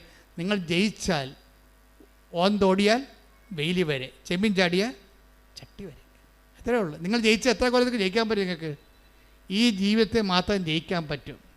മേ ബി ഒരു 40 കൊല്ലമാണ് മാക്സിമം. അത് കഴിയുമ്പോൾ കൊമ്പും കോലൊക്കെ മുക്കിന്നും വായിന്നൊക്കെ കൊമ്പും കോലും ഇട്ടിട്ട് സൂപ്പർ സ്പെഷ്യാലിറ്റി ഹോസ്പിറ്റൽ ഉണ്ടാവില്ല. അതിപ്പോൾ ഞാനായാലും നീയായാലും എപ്പോഴും നമ്മൾ ശ്രദ്ധിക്കേണ്ട കാര്യം വെച്ച് കഴിഞ്ഞാൽ ഈ കൊച്ചു ജീവിതത്തിന് വേണ്ടി നീ ദൈവത്തെ ഉടനെ തള്ളിപ്പറയുകയാണ്, ദൈവത്തിൻ്റെ വചനത്തെ തള്ളിപ്പറയുകയാണ്. അവിശ്വാസിയായ ഭർത്താവ് ഭാര്യ മുഖേന വിശുദ്ധീകരിക്കപ്പെടും. നേരെ മറിച്ച് സംഭവിക്കും. ഉടമ്പടി എടുക്കുമ്പോൾ നീ ഒരു തുറന്ന മനോഭാവം ആദ്യം, ദൈവമേ എവിടെയാണ് തെറ്റെന്നറിയത്തില്ല. നമുക്കറിയാം ഞാൻ എവിടെയാണ് തെറ്റെന്നറിയത്തില്ല. ഇപ്പം നിങ്ങൾക്കറിയാമല്ലോ, ഇപ്പോൾ 2 മക്കളേ ഉള്ളൂ. പണ്ട് 10 മക്കളൊക്കെ ഉണ്ടായിരുന്ന സമയത്ത് തട്ടിമുട്ടിയാലും ആരും മൈൻഡ് ചെയ്യത്തില്ല, തന്നെ എഴുന്നേറ്റ് പോകും. ഇപ്പം പിള്ളേർ വീണ് കഴിഞ്ഞാൽ അവിടെ തന്നെ കിടക്കും. കിടന്ന് കാറും നിലവിളിച്ചില്ലെങ്കിൽ അവരവിടുത്തെ എടുത്ത് അവിടെ കിടന്ന് 1 വയസ്സുകാരുടെ കൊച്ചാണ് ശരി, അവിടെ കിടന്ന് വേണമെങ്കിൽ കിട്ടിയ സാധനം എടുത്ത് നമുക്കിട്ട് എറിയും. കാര്യം 10-12 പിള്ളേരുണ്ടായപ്പോൾ നമുക്ക് പ്രശ്നമില്ലാഞ്ഞ് വീണ് എഴുന്നേറ്റ് പോകും. ആര് മൈൻഡ് ചെയ്യാനാണ്? ഇപ്പം മൈൻഡ് ചെയ്യാൻ ആളുള്ള കാരണം കുഞ്ഞുനാൾ മുതലേ ഭയങ്കര പൊസസീവാണ് ആൾക്കാർ, ഒന്നും ഉൾക്കൊള്ളാൻ പറ്റത്തില്ല. അതുകൊണ്ട് ഇവിടെ വന്ന് കെട്ടി വന്ന് കയറുമ്പോൾ തന്നെ അല്ലെങ്കിൽ അവളല്ലെങ്കിൽ അവൻ, അവളുടെ അല്ലെങ്കിൽ അവൻ്റെ കുറ്റങ്ങളാണ് ആദ്യം എഴുന്നള്ളിക്കണത്. അപ്പോൾ അതോടുകൂടി വീട്ടുകാരെന്ത് ചെയ്യും? വീട്ടുകാർ എന്നാൽ നീ ഇങ്ങോട്ട് പോരാൻ പറയും, അമ്മ പറയും. അപ്പോൾ ആ തള്ള എന്നോട് അങ്ങനെ കാണിച്ചു, അവിടെ മോന്തക്കടന്ന് കൊടുത്തിട്ട് പോരാൻ പറയും. ഇയാളും വന്ന് ഉടമ്പടി എടുത്തിട്ടുണ്ട്, അതാ പ്രശ്നം. ആ ആളും വന്ന് ഉടമ്പടി എടുത്തിട്ടുണ്ട്. അപ്പം നിങ്ങൾ എങ്ങനെയാണ് അധപ്പതിച്ചതെന്ന് ആദ്യം എവിടുന്നാണ് തുടങ്ങിയത്? എങ്ങനെയാണ് നിങ്ങൾ അധപ്പതിക്കാൻ കാരണം? ഇപ്പം അമ്മയെ സംബന്ധിച്ചത് ഇപ്പോൾ ക്ലിൻ്റൺ അച്ഛൻ രാവിലെ പറഞ്ഞ എക്സാമ്പിൾ കണ്ടില്ലേ? അതായത് അവർ വർഷങ്ങൾ പിരിഞ്ഞിരുന്ന ആൾക്കാർ ഉടമ്പടി എടുത്തപ്പോൾ അമ്മ 2 പേരെയും കൂട്ടി യോജിപ്പിച്ച് കുഞ്ഞിനെയും കൊടുത്ത് പരമസന്തോഷമായിട്ട് അവർ ജീവിക്കുകയാണ്. അപ്പോൾ അങ്ങനെ ദൈവത്തിൻ്റെ ഭാഗത്തുനിന്ന് അങ്ങനെ ഒരു ജീവിതം, നിനക്ക് സങ്കല്പിക്കാൻ പറ്റാത്തൊരു ജീവിതം ദൈവത്തിൻ്റെ കയ്യിലുണ്ട്. നിനക്കത് വേണ്ട. നിൻ്റെ ജീവിത പങ്കാളിക്ക് ഇന്ന കുഴപ്പങ്ങളുണ്ട്, രഹസ്യമായ കുഴപ്പമാകാം, ചെറുത് പരസ്യമായ കുഴപ്പമാകാം. അതുകൊണ്ട് പുതിയ ഒരു ഉരുപ്പടിനെ കിട്ടിയാൽ കൊള്ളാവുന്നതിൻ്റെ മനസ്സിൽ രഹസ്യ അജണ്ട ഉണ്ടാകും. മനസ്സിലായില്ലേ? അപ്പോൾ അതുകൊണ്ട് അതൊക്കെ ദൈവത്തിന് അറിയാമല്ലോ. നിൻ്റെ ഉദ്ദേശം ചിലപ്പോൾ വേറെ ആയിരിക്കും എന്നറിയാമല്ലോ. അത് വളരെ മനുഷ്യൻ്റെ പുറത്ത് പറയാൻ കൊള്ളാത്ത ഉദ്ദേശമായിരിക്കും നിൻ്റെ മനസ്സിലുള്ളതെന്ന് ദൈവത്തിന് അറിയാം. ഇത് വെച്ചുകൊണ്ട് ഉടമ്പടി ചെയ്ത ആദ്യം ചെയ്യേണ്ടത്, കർത്താവേ എൻ്റെ ഹൃദയ വിചാരങ്ങൾ നിനക്കറിയാം. ഹൃദയ വിചാരം എന്ന് പറയുന്നത് നിസ്സാര കാര്യമൊന്നുമല്ല. ഒരു കോടതിയിലും ഹൃദയ വിചാരണ ചെയ്യപ്പെടത്തില്ല. പക്ഷെ ദൈവത്തിൻ്റെ തിരുസ്ഥിതി. Take the word of God. 139 സങ്കീർത്തനം 2-ാം തിരുവചനം. ഞാൻ ഇരിക്കുന്നതും എഴുന്നേൽക്കുന്നതും അവിടുന്ന് അറിയുന്നു. ഞാൻ ഇരിക്കുന്നതും എഴുന്നേൽക്കുന്നതും അവിടുന്ന് അറിയുന്നു. ഞാൻ ഇരിക്കുന്നതും എഴുന്നേൽക്കുന്നതും അവിടുന്ന് അറിയുന്നു. എന്റെ വിചാരങ്ങൾ അവിടുന്ന് അകലെ നിന്ന് മനസ്സിലാക്കുന്നു. ഇവിടെയാണ് പ്രശ്നം വരാൻ പോണത്. നിങ്ങളിപ്പോൾ ഈ വിഷയം കൊണ്ട് ഉദ്ദേശിക്കുന്നത് എന്താണെന്ന്, നിങ്ങളുടെ മനസ്സിലിരിപ്പ് എന്താണെന്ന് ദൈവത്തിന് അറിയാം. നിങ്ങളിപ്പോൾ 5 സെൻറ്റ് സ്ഥലം മേടിക്കണമെന്ന് ഞാൻ പറഞ്ഞില്ലേ? 5 സെൻറ്റ് സ്ഥലം മേടിക്കുമ്പോൾ നിങ്ങൾ ചോദിക്കണം എന്താണ്? അച്ഛൻ നേരത്തെ പറഞ്ഞ എക്സാമ്പിളാണിത്. എന്താണ് നിങ്ങൾ ചോദിക്കണം? മൂത്ത മകനെയും മകളെയും അങ്ങോട്ട് മാറ്റി താമസിപ്പിക്കണമെന്നാണ് നിങ്ങൾ ഉദ്ദേശിക്കുന്നത്. പക്ഷേ നിങ്ങൾ ഉദ്ദേശിക്കുന്നത് അതല്ല. നിങ്ങൾ ഉദ്ദേശിക്കുന്ന ആ സ്ഥലം മേടിച്ചില്ലെങ്കിൽ അവിടെ കൂടി വീടിൻ്റെ പുറകിലുള്ള ആൾക്കാർ റോഡിടുക മാത്രമല്ല, വീട്ടിലുള്ളവൻ കയറി അവിടെ നമ്മളെക്കാൾ വലിയ വീട് വെച്ച് അവിടെ താമസിക്കുക. നമുക്ക് സഹിക്കാൻ പറ്റത്തില്ല. അതാണ് ഹൃദയ വിചാരം എന്ന് പറയുന്നത്. ഉടമ്പടിയിൽ എല്ലാത്തിനും രഹസ്യ അജണ്ടകളുണ്ട്. രഹസ്യ അജണ്ടകളുമായിട്ടൊരു സംഭവം ഇട്ടാൽ ഉപ്പിരിക്കുന്ന കുടം ഉടയണ പോലെ നീ ഉടയും. പ്രാർത്ഥിക്കുക, കർത്താവായ ദൈവമേ, വിശുദ്ധമായ ഉടമ്പടി വിശുദ്ധിയോടെ നിർവഹിക്കുവാൻ വിശുദ്ധമായ മനസ്സാക്ഷിയാൽ എന്നെ സ്നാനപ്പെടുത്തണമേ.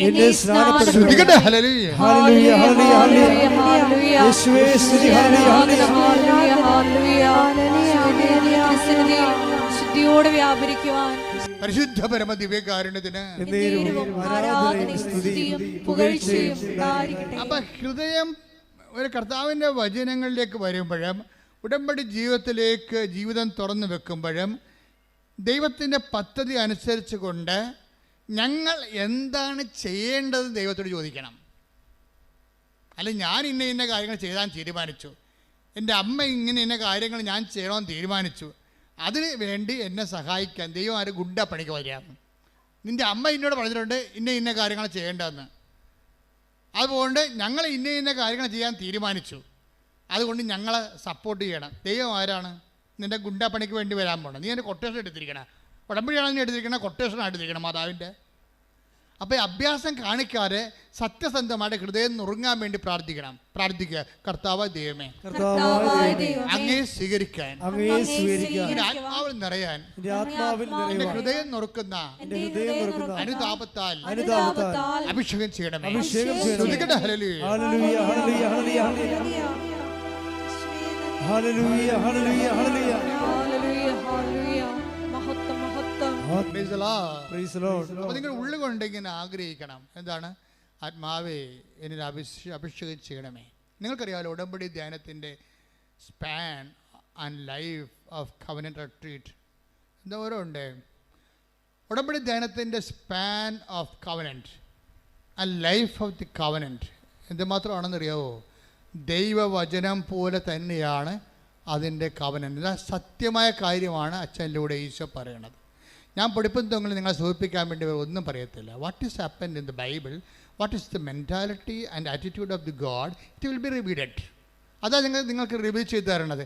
അപ്പം നിങ്ങൾ അതിനെ അബൈഡ് ചെയ്ത് വരണം. പ്രാർത്ഥിക്കുക, കർത്താവേ ദൈവമേ, ഉടമ്പടി ധ്യാനത്തിലെ അങ്ങയുടെ വചനം കേൾക്കാൻ എന്നെ എന്റെ ആത്മാവിനെ ഒരുക്കണമേ, എന്റെ ഹൃദയത്തെ നുറുക്കണമേ, എന്റെ ആത്മാവിനെ ഒരുക്കണമേ, എന്റെ ഹൃദയത്തെ നുറുക്കണമേ. ആത്മാവേ, യേശുവിന്റെ ആത്മാവേ, ആത്മാവേ, അപ്പോസ്തലന്മാരിൽ ഇറങ്ങി വസിച്ച സഭയുടെ ആത്മാവേ, എന്നെ അഭിഷേകം ചെയ്യണമേ, എന്നെ അഭിഷേകം ചെയ്യണമേ. ഞാൻ കർത്താവിന്റെ കൈയും കാലുമായി അപ്പോസ്തലന്മാരെ പോലെ കാലത്തില് കർത്താവിനെ കൈമാറാൻ എന്നെ അഭിഷേകം ചെയ്യണമേ. ശ്രദ്ധിക്കട്ടെ, ഇത് വെരി സിമ്പിളാണ്. നോക്കിയേ, ആദ്യമേ പെന്തക്കോസ്തായിൽ ആത്മാവിനെ പത്രോസിന് ലഭിക്കുന്നു, സ്ലീഹന്മാർക്ക് ലഭിക്കുന്നു. അത് കണ്ടു നിന്ന ജനങ്ങൾക്ക് അഭിഷേകത്തോടെ അവർ ചോദിക്കുന്നു, എന്താണ്? ഈ ആത്മാവിനെ ഞങ്ങൾക്കും സ്വീകരിക്കണം, അതിന് ഞങ്ങൾ എന്ത് ചെയ്യണം? അപ്പോൾ ഞങ്ങൾ എന്ത് ചെയ്യണമെന്ന് ചോദിക്കുമ്പോഴേ അത് കവനന്റിൻ്റെ ഫോർമാറ്റാണ്. പത്രോസ് എന്താ പറയും? അവൻ പറയണ പോലെ നിങ്ങൾ ചെയ്യണം. അവൻ എന്താണ് ആദ്യം പറഞ്ഞത്? അവൻ പറഞ്ഞത് മർക്കോസ് 1:15 എന്താണ്? നിങ്ങൾ പശ്ചാത്തപിക്കണം, ദൈവരാജ്യം സമീപിച്ചിരിക്കുന്നു, സുവിശേഷത്തിൽ വിശ്വസിക്കണം. അപ്പോൾ സുവിശേഷത്തെ വിശ്വസിച്ചുകൊണ്ട് ആ സുവിശേഷം ആക്ടിവേറ്റ് ചെയ്ത് കഴിയുമ്പോൾ, ലൈഫിൽ ചെയ്യുമ്പോൾ നിങ്ങളുടെ സമയം പൂർത്തിയാകും. അപ്പോൾ എന്ത് ചെയ്യും? അപ്പോൾ ആത്മാവിനെ കിട്ടും. അപ്പോൾ കവനൻ്റ് എന്ന് പറയുന്ന ഉദ്ദേശം എന്താണ്? ഒരു ഉടമ്പടിയുടെ അൾട്ടിമേറ്റ് എയിമും ഫസ്റ്റ് ടൈമും ലാസ്റ്റ് ടൈമും ആത്മാവിൻ്റെ അഭിഷേകമാണ്. കൈയടിച്ച് ശ്രദ്ധിക്കട്ടെ.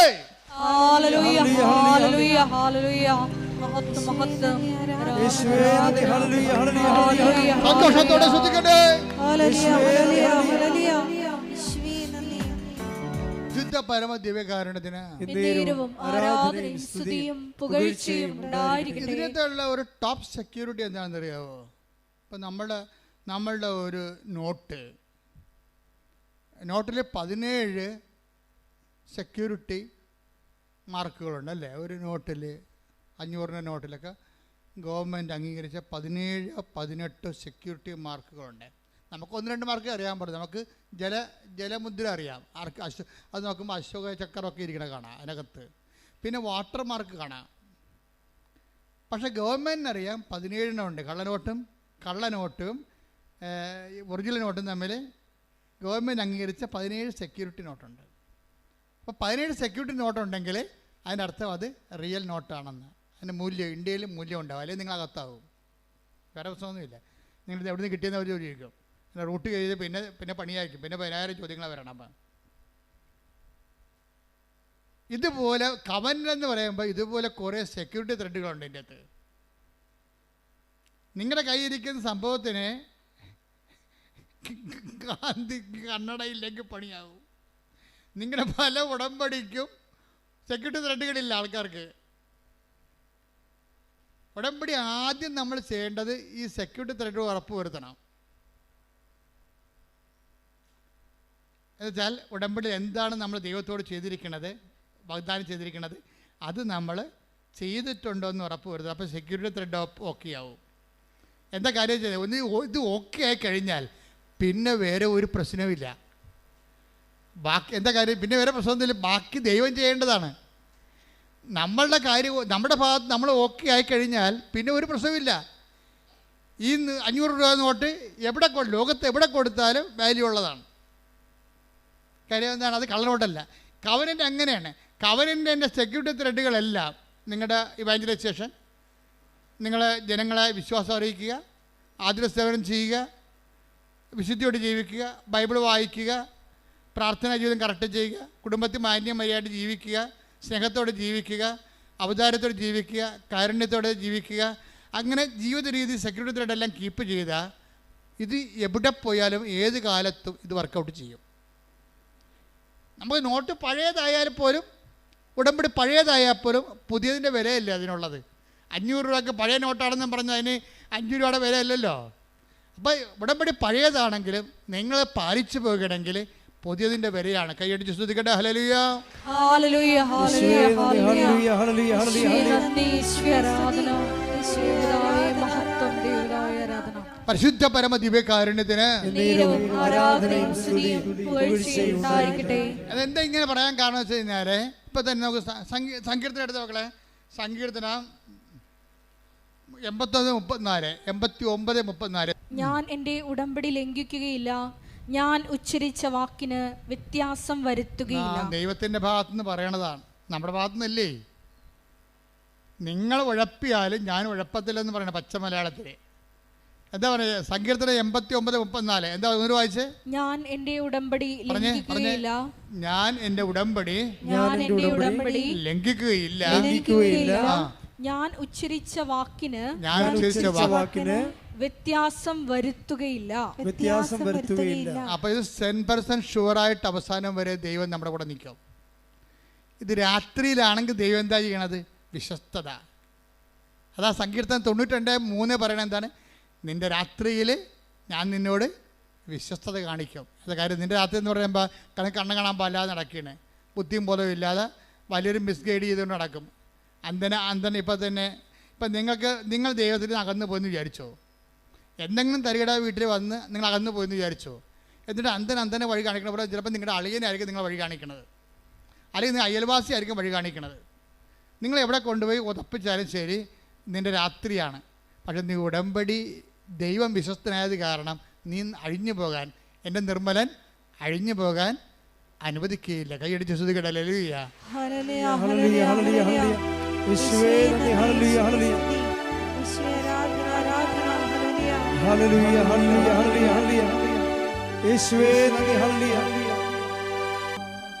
അച്ഛൻ നേരത്തെ ഒരു വാക്ക് പറഞ്ഞായിരുന്നു. എന്താ പറഞ്ഞെന്നറിയാവോ? അതായത് ഈ ഉടമ്പടിയുടെ ധ്യാനം അവിടെ ദൈവവചനം മാത്രമല്ല കൈകാര്യം ചെയ്യത്തുള്ളൂ. ഈ ദൈവവചനം മാത്രം കൈകാര്യം ചെയ്യുന്ന കാരണം ദൈവവചനത്തിൻ്റെ തന്നെ ക്വാളിറ്റേറ്റീവിലാണ് ഇത് വർക്കൗട്ട് ചെയ്ത് പോണത്. ഇതുകൊണ്ട് പാസ്റ്റായിട്ടുള്ള ഉടമ്പടി ധ്യാനം, നേരത്തെ പണ്ട് നടന്ന ഉടമ്പടി ധ്യാനങ്ങളില്ലേ, ചിലരെ ദൈവം അതിലൂടെ കമ്മ്യൂണിക്കേറ്റ് ചെയ്യും. അപ്പോൾ അതിൻ്റെ ഡയമെൻഷൻ മാറിയില്ലേ ഉടമ്പടിയുടെ? നമുക്ക് ഉടമ്പടിക്ക് എപ്പോഴും നമ്മൾ അവർക്ക് ഒരു പ്രസൻറ്റ് ഡയമെൻഷനിലെ സാധാരണ മനുഷ്യൻ്റെ വാക്കുകൾക്കുള്ള. ഇപ്പോൾ കഴിഞ്ഞ ദിവസങ്ങളിൽ ജോളി എന്നും പറഞ്ഞ് ഒരു മോള് സാക്ഷ്യം പറഞ്ഞു. അപ്പോൾ ജോളിയുടെ പ്രോബ്ലം എന്താ? ജോളിയുടെ പ്രോബ്ലം എന്ന് പറയണത് കോവിഡ് വന്നപ്പോൾ അവിടെ ഹോസ്റ്റൽ പൂട്ടിപ്പോയി. കോവിഡ് വന്നപ്പോൾ ഹോസ്റ്റൽ പൂട്ടിപ്പോയി, ജീവിക്കാൻ മാർഗ്ഗമില്ല. പക്ഷെ അവൾ ഉടമ്പടിയിലാണ്, അതാണ് സംഭവം. ഹോസ്റ്റൽ പൂട്ടി, ജീവിതമാർഗം പൂട്ടിയെങ്കിലും ജോളി ഉടമ്പടിയിലാണ്. അപ്പോൾ ഒരു ദിവസം പഴയ ധ്യാനം കൂടിക്കൊണ്ടിരിക്കുകയാണ്. കിട്ടിയ ധ്യാനം കൂടിയപ്പോൾ അതിനകത്ത് പറയുന്നുണ്ട്, ഫെബ്രുവരി 26, 27, 25, 26, 27 തീയതികളിൽ നീ അടഞ്ഞുപോയ നിൻ്റെ സ്ഥാപനം തുറന്നു വെക്കുക. ഒരു മെസ്സേജ് പോകണ്ടില്ലേ? ഏതോ ഒരു ധ്യാനത്തിൽ അന്ന് കിട്ടിയ ദർശനമാണത്. എന്താ പറയണത്? ഫെബ്രുവരി 25, 26, 27 ഈ ദിവസങ്ങളിൽ നിൻ്റെ സ്ഥാപനം അടഞ്ഞു പോയിട്ടുണ്ടെങ്കിൽ ഈ ദിവസം 3 ദിവസം തുറന്നു വെക്കണം. ആ കച്ചവടം പൂട്ടിപ്പോയതായിരിക്കും കേസ് കേട്ടേ, അതിന് വിൽക്കാനേ പറ്റത്തുള്ളായിരിക്കും. പക്ഷേ സ്ഥാപനം നീ തുറന്നു വെക്കണം. 28-ാം തീയതി അത്ഭുതം കാണിക്കും കർത്താവ്. ഒരു മെസ്സേജാണ്. പക്ഷേ എന്താ പ്രോബ്ലം വെച്ച് കഴിഞ്ഞാൽ അതിൻ്റെ മദർ ബോർഡും ഹാൻഡ്സെറ്റും പോലുള്ള സംഭവമാണ്. ഇപ്പോൾ ഒരാൾക്കൊരു മെസ്സേജ് പാസ് ചെയ്യണമെങ്കിൽ അയാൾക്ക് അഭിഷേകം കൊടുക്കും ദൈവം. ഇത് നിന്നെക്കുറിച്ചുള്ള മെസ്സേജാണെന്ന് പറയും. അത് ജനറലായിട്ട് പറഞ്ഞതാണ്. പക്ഷെ ദൈവം അവരെ ഉദ്ദേശിക്കുന്നുണ്ട്, അവരെ ലീഡ് ചെയ്യാൻ വേണ്ടി അത് ഉദ്ദേശിക്കുന്നുണ്ട്. ഉടനെ ജോലി എന്നാ ചെയ്യണമെന്ന് വെച്ച് കഴിഞ്ഞാൽ, ഈ പറഞ്ഞത് ഞങ്ങളുടെ വീടിന് വേണ്ടി കർത്താവ് പറഞ്ഞ മെസ്സേജാണ്. അതുകൊണ്ട് ചേട്ടായിയോട് പറഞ്ഞു, ചേട്ടായി നമ്മുടെ ഹോസ്റ്റല് പൂട്ടിപ്പോയതാണ്, നമ്മൾ തുറക്കാൻ പോയി. ഇത് കർത്താവ് നമുക്ക് തന്ന സന്ദേശമാണ്. അതുകൊണ്ട് 26, 27, 25, 26, 27 തീയതികളിൽ ഫെബ്രുവരി മാസം നമ്മൾ തുറന്ന് വെച്ച് വിശ്വാസ പ്രമാണം ചെല്ലാം. അങ്ങനെയാണ് മെസ്സേജ്, തുറന്ന് വെച്ച് വിശ്വാസ പ്രമാണം ചെല്ലാൻ പറഞ്ഞിരിക്കുകയാണ്. അതുപോലെ തന്നെ ഭർത്താവും ഇവരോട് ചോദിച്ചിട്ട് ഈ ഹോസ്റ്റൽ തുറന്നിടും. കർത്താവിൻ്റെ വചനമല്ലേ കേട്ടത്, ഹോസ്റ്റൽ തുറന്നിടും. കാരണം അവർക്ക് ഹോസ്റ്റൽ അങ്ങനെ എല്ലാവർക്കും തുറക്കാനൊന്നും പറ്റത്തില്ല. എന്താ കാര്യത്തിനാൽ ആർക്ക് വേണ്ടിയാണ് ദൈവം ആ മെസ്സേജ് ഉദ്ദേശിക്കുന്നത്, അവർ കേൾക്കുമ്പോഴാണ് അതിന് അഭിഷേകം കിട്ടുന്നത്. ഹിയറിംഗ് അനോയിൻറ്റിങ് എന്ന് പറഞ്ഞ ഒരു വിഷയം അതാണ്. നമുക്ക് ഓൺ ദ സ്പോട്ടിലും കിട്ടും. അതുപോലെ ആരെയാണ് ദൈവം അതുകൊണ്ട് ഉദ്ദേശിക്കുന്നത്, ഇതൊരു ഗൈഡഡ് പോലെയാണ്. മെസ്സേജ് ഗൈഡഡ് ചെയ്തിട്ട് അതിൻ്റെ ഉടമസ്ഥയിലേക്ക് ആ മെസ്സേജ് പോകും.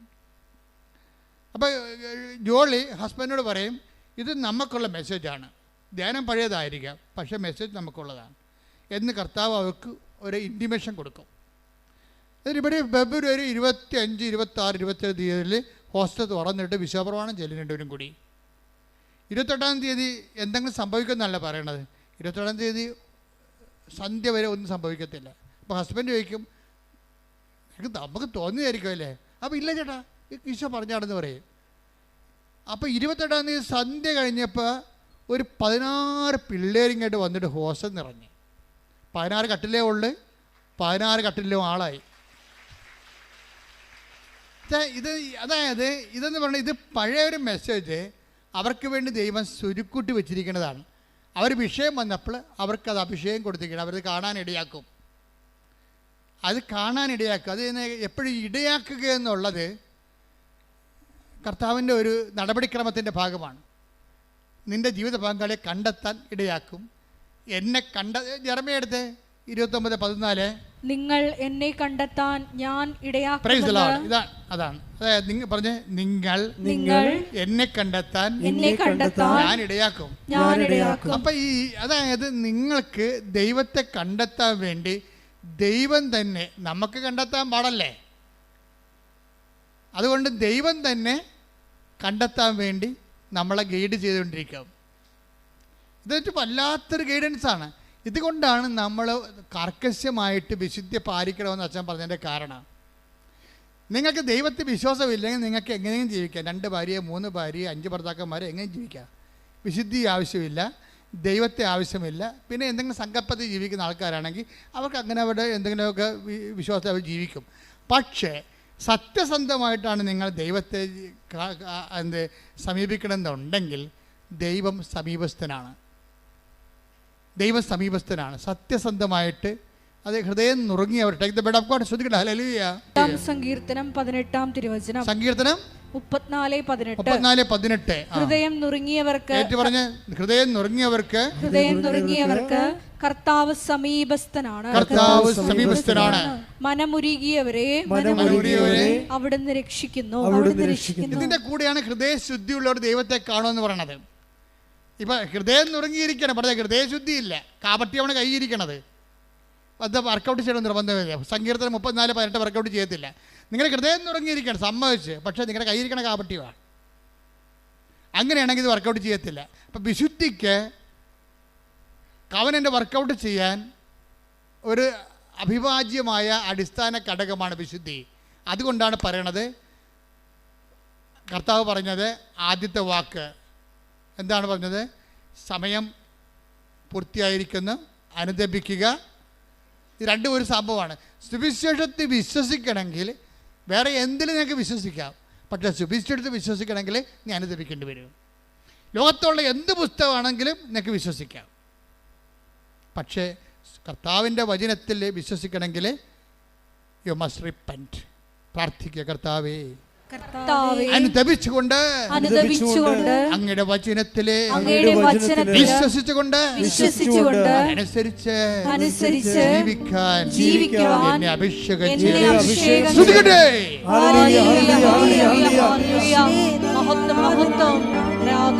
ഉടമ്പടി ധ്യാനം നിങ്ങളെ കുടുംബം മനസ്സിലാകുന്നില്ലേ? അതിൻ്റെ അകത്ത് ക്രിസ്ത്യൻ നോൺ ക്രിസ്ത്യൻ അങ്ങനെയൊന്നും ഇല്ലെന്ന് തോന്നണം. കാര്യം കവനൻ്റിൻ്റെ റിസൾട്ട് വരുമ്പോൾ നമ്മൾക്ക് ആരാണ് ക്രിസ്ത്യൻ ആരാണ് നോൺ ക്രിസ്ത്യൻസ് എന്ന് ഒരു പിടിയും കിട്ടത്തില്ല. കാര്യം എന്താണ്? ആരാണ് ഹൃദയശുദ്ധിയുള്ളവരെ, ആരാണ് ദൈവത്തോട് സത്യസന്ധതയുള്ളവരെ, ആരാണ് വചനത്തിൽ വിശ്വസിക്കാൻ കഴിവുള്ളവർ? അത് കപ്പാസിറ്റിയാണത്. അതൊരു കപ്പാസിറ്റിയാണ്. നിങ്ങൾ വിജയിക്കേണ്ടത് കവനൻ്റ് കപ്പാസിറ്റി ഒരേ സമയം ഒരേ രീതിയിൽ പോണതാണ്. നിങ്ങൾ കവനൻ്റിലാണെങ്കിൽ കപ്പാസിറ്റി വർദ്ധിപ്പിക്കണം. നിങ്ങൾ അനുദപിക്കാൻ പറയുന്നതും സൽപ്രവൃത്തികൾ ചെയ്യാൻ പറയുന്നതും സാക്ഷികളാകാൻ പറയുന്നതിൻ്റെ ഉദ്ദേശം നിങ്ങളുടെ കപ്പാസിറ്റി എംപവർ ചെയ്യാനാണ്. എന്താണ്? അവൻ്റെ നാമത്തിൽ വിശ്വസിക്കുന്നവർക്കെല്ലാം ദൈവ മക്കളാകാനുള്ള കഴിവ് നൽകി. Take the bed of God. ശ്രദ്ധിക്കട്ടെ. ഹല്ലേലൂയ ഹല്ലേലൂയ ഹല്ലേലൂയ ഹല്ലേലൂയ ഹല്ലേലൂയ ഹല്ലേലൂയ. യേശുവേ നന്ദി. ഹല്ലേലൂയ ഹല്ലേലൂയ ഹല്ലേലൂയ ഹല്ലേലൂയ ഹല്ലേലൂയ ഹല്ലേലൂയ. യോഹന്നാൻ 1:12 തന്നെ സ്വീകരിച്ചവർക്കെല്ലാം പറഞ്ഞ തന്നെ സ്വീകരിച്ചവർക്കെല്ലാം തന്റെ നാമത്തിൽ വിശ്വസിക്കുന്നവർക്കെല്ലാം ദൈവമക്കളാകാൻ അവൻ കഴിവ് നൽകി. കൈയടിച്ച് സ്തുതിക്കട്ടെ. ഹല്ലേലൂയ ഹല്ലേലൂയ. അത് സിമ്പിൾ ഫോർമുലയാണ് പരിശുദ്ധാത്മാവ് നിറയാൻ വേണ്ടി നൽകുന്നത്. അതാണ് നടപടി പുസ്തകത്തിന്റെ 2:38 പത്രോസ് പറഞ്ഞു നിങ്ങൾ പശ്ചാത്തപിക്കുവിൻ, പാപമോചനത്തിനായി എല്ലാവരും യേശുക്രിസ്തുവിന്റെ നാമത്തിൽ സ്നാനം സ്വീകരിക്കുവിൻ. പരിശുദ്ധാത്മാവിന്റെ ദാനം നിങ്ങൾക്ക് ലഭിക്കും. അപ്പൊ ഈ സ്നാനം എല്ലാവർക്കും സ്വീകരിക്കാൻ പറ്റുമോ? നിങ്ങൾക്കിപ്പോൾ സ്നാനം സ്വീകരിച്ചു കഴിഞ്ഞാൽ ഉടനെ അതൊരു മതപരിവർത്തനമായിട്ട് മാറും. സ്വാഭാവികമായിട്ട് ആ റിസ്ക് ഒക്കെ എടുത്തിട്ട് സ്വന്തമായിട്ട് സ്വീകരിക്കുന്ന ആൾക്കാരുണ്ട്. ആ വിഷയം നമുക്ക് നമ്മളുടെ പെർസ്പെക്റ്റീവിൽ ലക്ഷ്യങ്ങൾ വരുന്ന വിഷയമല്ല. പക്ഷേ നമ്മുടെ ലക്ഷ്യങ്ങൾ വരുന്ന ഒരു വിഷയമുണ്ട്. എന്താ വിഷയം എന്ന് വെച്ച് കഴിഞ്ഞാൽ, ഈ സ്നാനം നമുക്ക് പള്ളിയുടെയും മതത്തിൻ്റെയും ഭാഗമല്ലാതെ ഒരു പൊതു സ്നാനമായിട്ട് സ്വീകരിക്കാൻ പറ്റും. എങ്ങനെയാണ്? നമുക്ക് പരിശുദ്ധാത്മ കിട്ടുകയല്ലേ പ്രധാനപ്പെട്ട വിഷയം. പരിശുദ്ധാത്മ നിത്യയുടെ മുദ്രയല്ലേ നമ്മുടെ കയ്യിലുള്ളത്. അപ്പോൾ നമുക്ക് എന്താ ചെയ്യാൻ പറ്റണത്? ഈ സ്നാനം എന്ന് പറയണത് എന്താ? കർത്താവ് എന്താ പറഞ്ഞിരിക്കുന്നത്? 12:50 എടുത്തേ. ലൂക്ക 12:50. എനിക്ക് ഒരു സ്നാനം സ്വീകരിക്കാനുണ്ട്. പറഞ്ഞ എന്താണ്? എനിക്ക് ഒരു സ്നാനം സ്വീകരിക്കാനുണ്ട്. അത് നിവൃത്തിയാവുകയോളം ഞാൻ എത്ര ഞെരുങ്ങുന്നു. അപ്പം കർത്താവ് പറഞ്ഞ സ്നാനം ഏതാണ്? ആ ഭാഗത്ത് പറഞ്ഞിരിക്കുന്ന സ്നാനം ഏതാണ്? കർത്താവിൻ്റെ പീഡാസഹനങ്ങളാണ്. ഈ പീഡാസഹനങ്ങളെ ഈശോ എന്തെന്നാണ് വിളിക്കണത്? സ്നാനം എന്നാണ് വിളിച്ചിരിക്കുന്നത്.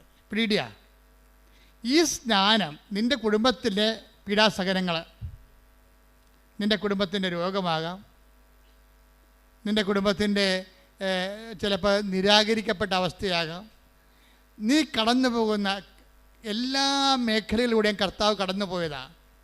ക്രിസ്തുവിനെ സ്വീകരിക്കുക എന്ന് വെച്ച് കഴിഞ്ഞാൽ നീ കടന്നു പോകുന്ന എല്ലാ മേഖലകളും കടന്നുപോയ കർത്താവിനെ നിൻ്റെ പീഡാസഹനങ്ങളെ ക്രിസ്തുവിൻ്റെ നാമത്തിൽ നിൻ്റെ ജീവിതത്തെ നീ സമീപിക്കുകയാണ്. അപ്പം നിൻ്റെ ചിലപ്പോൾ കാരണം കൂടാതെ വെറുത്ത് കാണാം.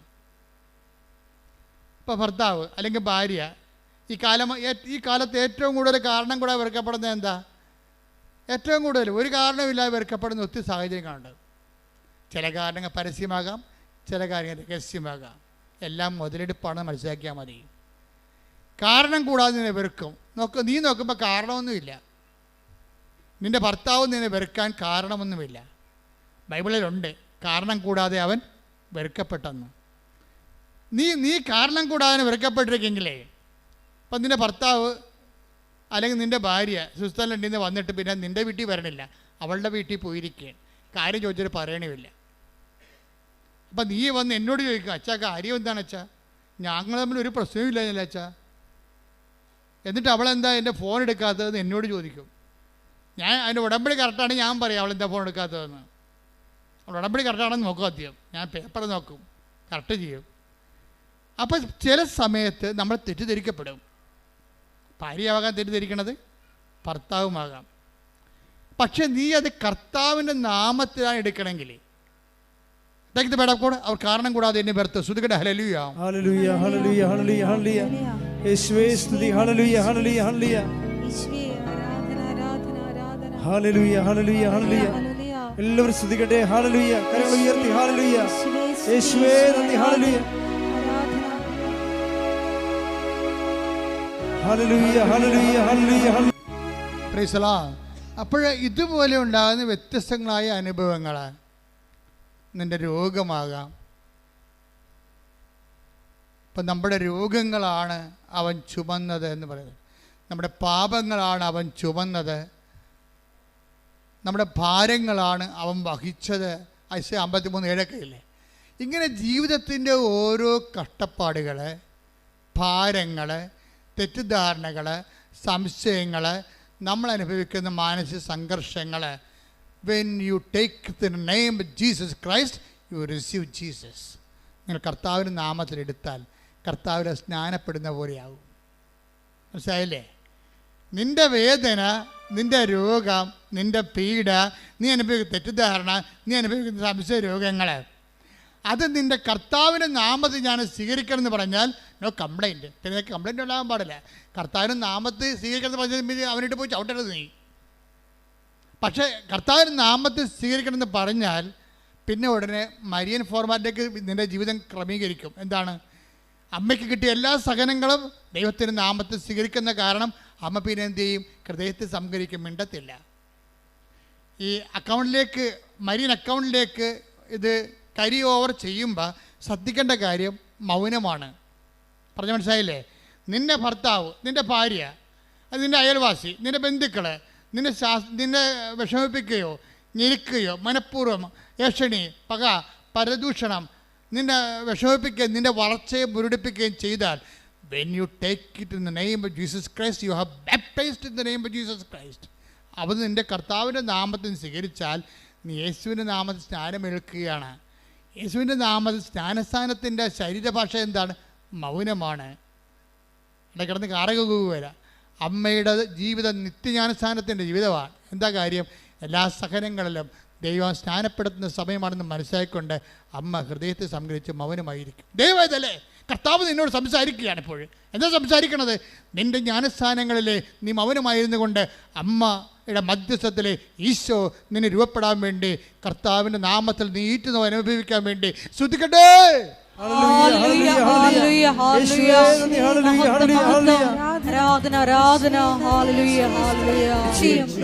എൻ്റെ പ്രിയപ്പെട്ടവർ, എന്താണ്? നിങ്ങൾ പശ്ചാത്തപിക്കുവിൻ, പാപമോചനത്തിനായി യേശു ക്രിസ്തുവിൻ്റെ നാമത്തിൽ സ്നാനമേൽക്കുവിൻ. അപ്പം നിങ്ങളുടെ സഹനങ്ങളാകുന്ന ജ്ഞാനസ്ഥാനത്തിന് പാപത്തെ മോചിപ്പിക്കാനുള്ള കഴിവുണ്ട്. സഭയിൽ കവദാസ ജീവിതമില്ലാത്ത കഴിക്കാത്തവരെ അച്ഛൻ്റെ വചനങ്ങൾ നിങ്ങൾക്ക് വേണ്ടി ഈശോ സംസാരിക്കണമെന്ന് നിങ്ങൾ മനസ്സിലാക്കണം. എന്തെങ്കിലും പാപങ്ങൾ കുമ്പസാരിക്കാൻ പറ്റാത്ത സാഹചര്യമാണ് നിങ്ങൾക്കുള്ളത്, പക്ഷേ നിങ്ങൾക്ക് പാപാവസ്ഥയുണ്ട്. നിങ്ങൾ എന്താ ചെയ്യേണ്ടത്? നിങ്ങളുടെ സഹനങ്ങളെ കർത്താവിൻ്റെ ജ്ഞാനസ്ഥാനമായിട്ട് എടുത്തുകൊണ്ട് യേശുവിൻ്റെ നാമത്തിൽ കാഴ്ചവെച്ചുകൊണ്ട് എൻ്റെ പാപത്തിന് ഞാൻ എൻ്റെ സഹനം കൊണ്ട് പരിഹാരം ചെയ്തുകൊണ്ട് കർത്താവിനെ ആത്മാവിനെ സ്നാനപ്പെടുത്തുന്നത് പ്രാർത്ഥിച്ചുകൊണ്ട് സ്തുതിക്കട്ടെ.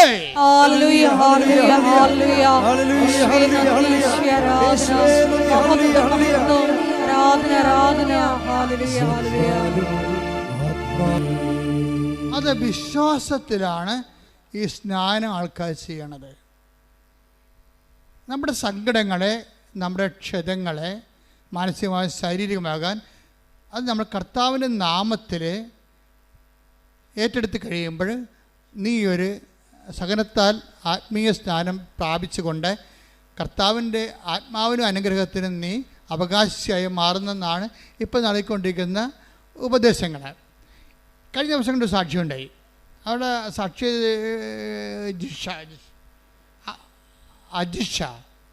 അജിഷ നടുവട്ടം, സ്ഥലം എവിടെയാ? അങ്കമാലി. അജിഷയുടെ സാക്ഷ്യം ഇതുപോലെ കർത്താവിൻ്റെ ശരീരത്തോട് ഐക്യദാർഢ്യം പുലർത്തിക്കൊണ്ട് സ്നാനമേൽക്കുന്നതിലൂടെ ഉണ്ടാകുന്ന സൗഖ്യത്തിൻ്റെ സാക്ഷ്യമാണ്. അജിഷയുടെ വിഷയം എന്താണ്? അജിഷയ്ക്ക് കോവിഡ് വന്ന് സർവാംഗം തളർന്നുപോയി. ഡോക്ടർ പറഞ്ഞു ഇനി എഴുന്നേറ്റ് നടക്കുമെന്ന് തോന്നുന്നില്ല എന്ന് പറഞ്ഞു.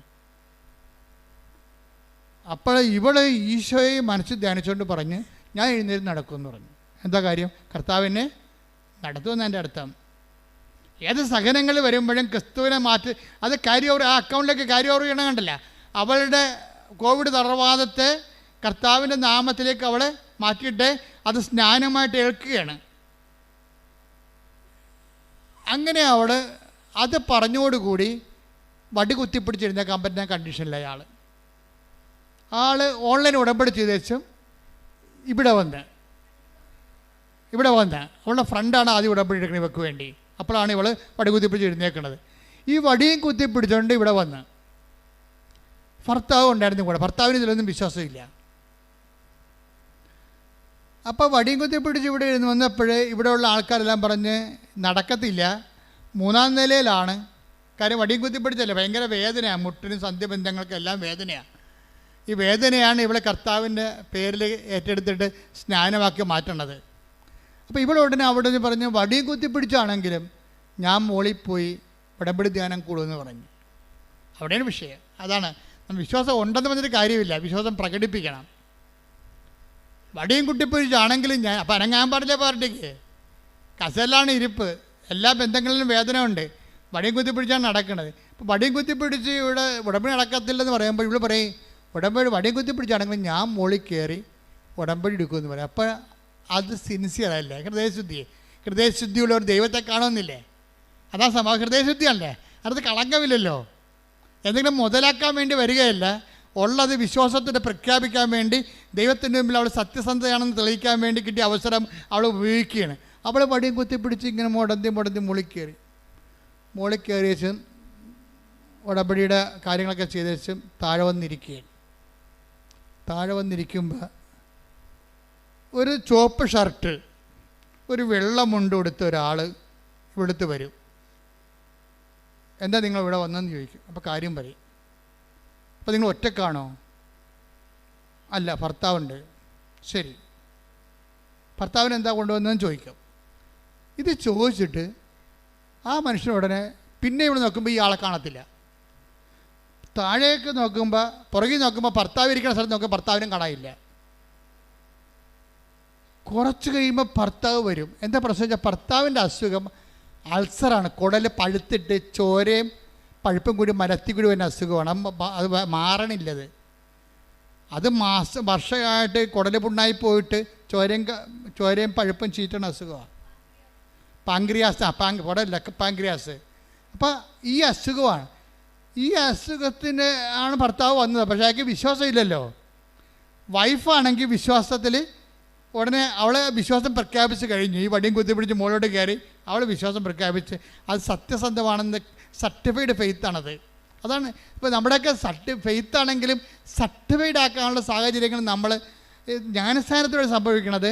നമ്മുടെ വേദന, കഷ്ടപ്പാട് വിശ്വാസം പ്രഖ്യാപിച്ച് ഈശോയുടെ നാമത്തെ ആക്കിക്കെടുത്തു കഴിഞ്ഞാൽ ഉടനെ ആത്മാവൻ ലഭിക്കും. അപ്പോൾ അത് സർട്ടിഫൈഡ് ആവും.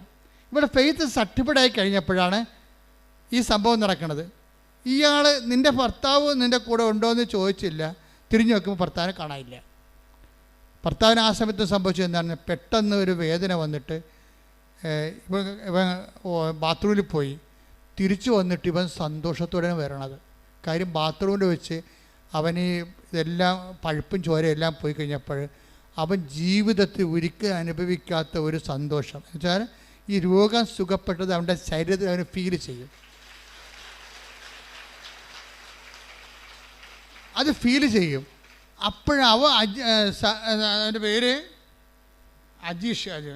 അജി വന്നിട്ട് പറയും, ഇനി ഇങ്ങനെ സംഭവം ഉണ്ടായി, ഇപ്പം എനിക്ക് നല്ല സുഖമാണ്. ഇപ്പം വരാൻ അറിയാമല്ലോ, ഈ പങ്ക്രിയാസ് പഴുത്ത ആളെ കൊണ്ടുവരുമ്പോൾ അറിയാമല്ല എന്താ വകുപ്പിലേക്ക് വരണമെന്ന്.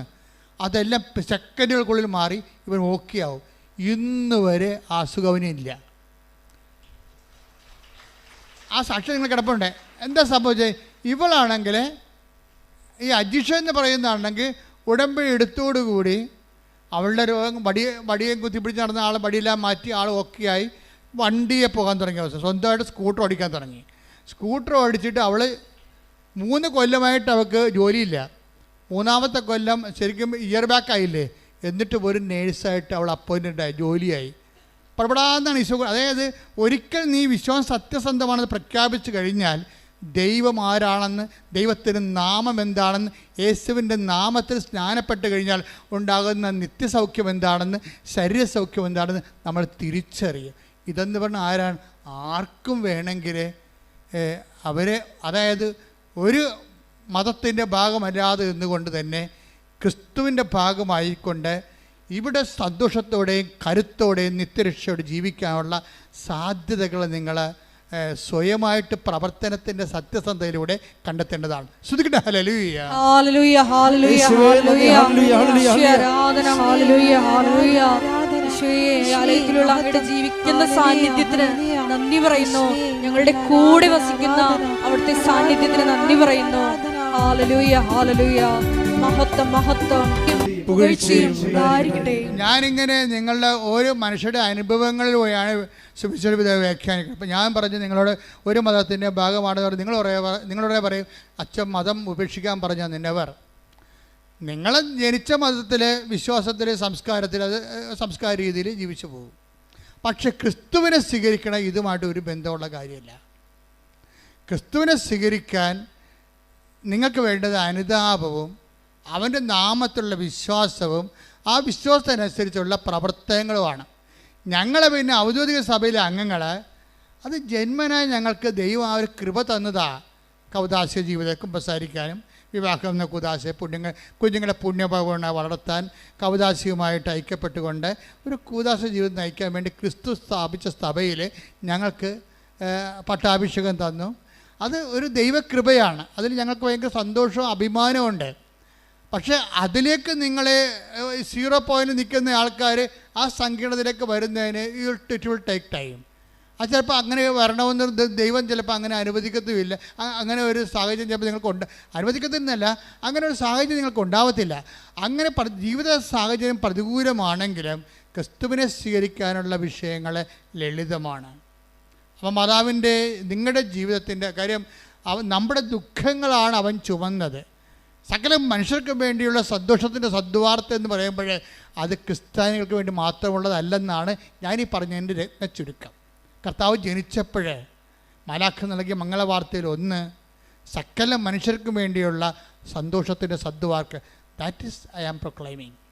സുവിശേഷത്തിൽ മാലാഖ എന്നാണ് ഇടയന്മാരോട് പറഞ്ഞത്, യഹൂദന്മാരല്ലാത്തവരോട് പറഞ്ഞത്. എന്താ പറഞ്ഞത്? ഇത് ക്രിസ്തു സകല മനുഷ്യർക്ക് വേണ്ടിയുള്ള സന്തോഷത്തിൻ്റെ സദ്വാർത്ത. അതേ ഞാൻ പറഞ്ഞിട്ടുള്ളൂ. അതായത് ക്രിസ്തു സന്തോഷത്തിൻ്റെ സദ്വാർത്തയാണ്. ആ സന്തോഷം മാനവരാശിയുടെ അവകാശമാണ്. കൈയടിച്ച് സ്തുതിക്കട്ടെ ഹല്ലേലൂയ. ഹല്ലേലൂയ ഹല്ലേലൂയ ഹല്ലേലൂയ ഹല്ലേലൂയ. മഹത്വം ആരാധന ആരാധന ഹല്ലേലൂയ. പരമദിവ്യകാരുണ്യത്തിന് എൻ്റെ മക്കളെ ഇടനെഞ്ചിലും തലയിലും ഇടത് കൈ നെഞ്ചത്തും വലത് കൈ ശിരസിലും വെച്ചുകൊണ്ട് സർവാംഗ രോഗങ്ങൾക്കായി ക്രിസ്തുവിൻ്റെ നാമത്തിൽ പ്രാർത്ഥിക്കാം. മാതാവ് നമുക്ക് വേണ്ടി മാധ്യസ്ഥം വഹിക്കുന്നു. ഇട്ടുമുഴക്കാൻ പോലെ ശ്രദ്ധിക്കട്ടെ.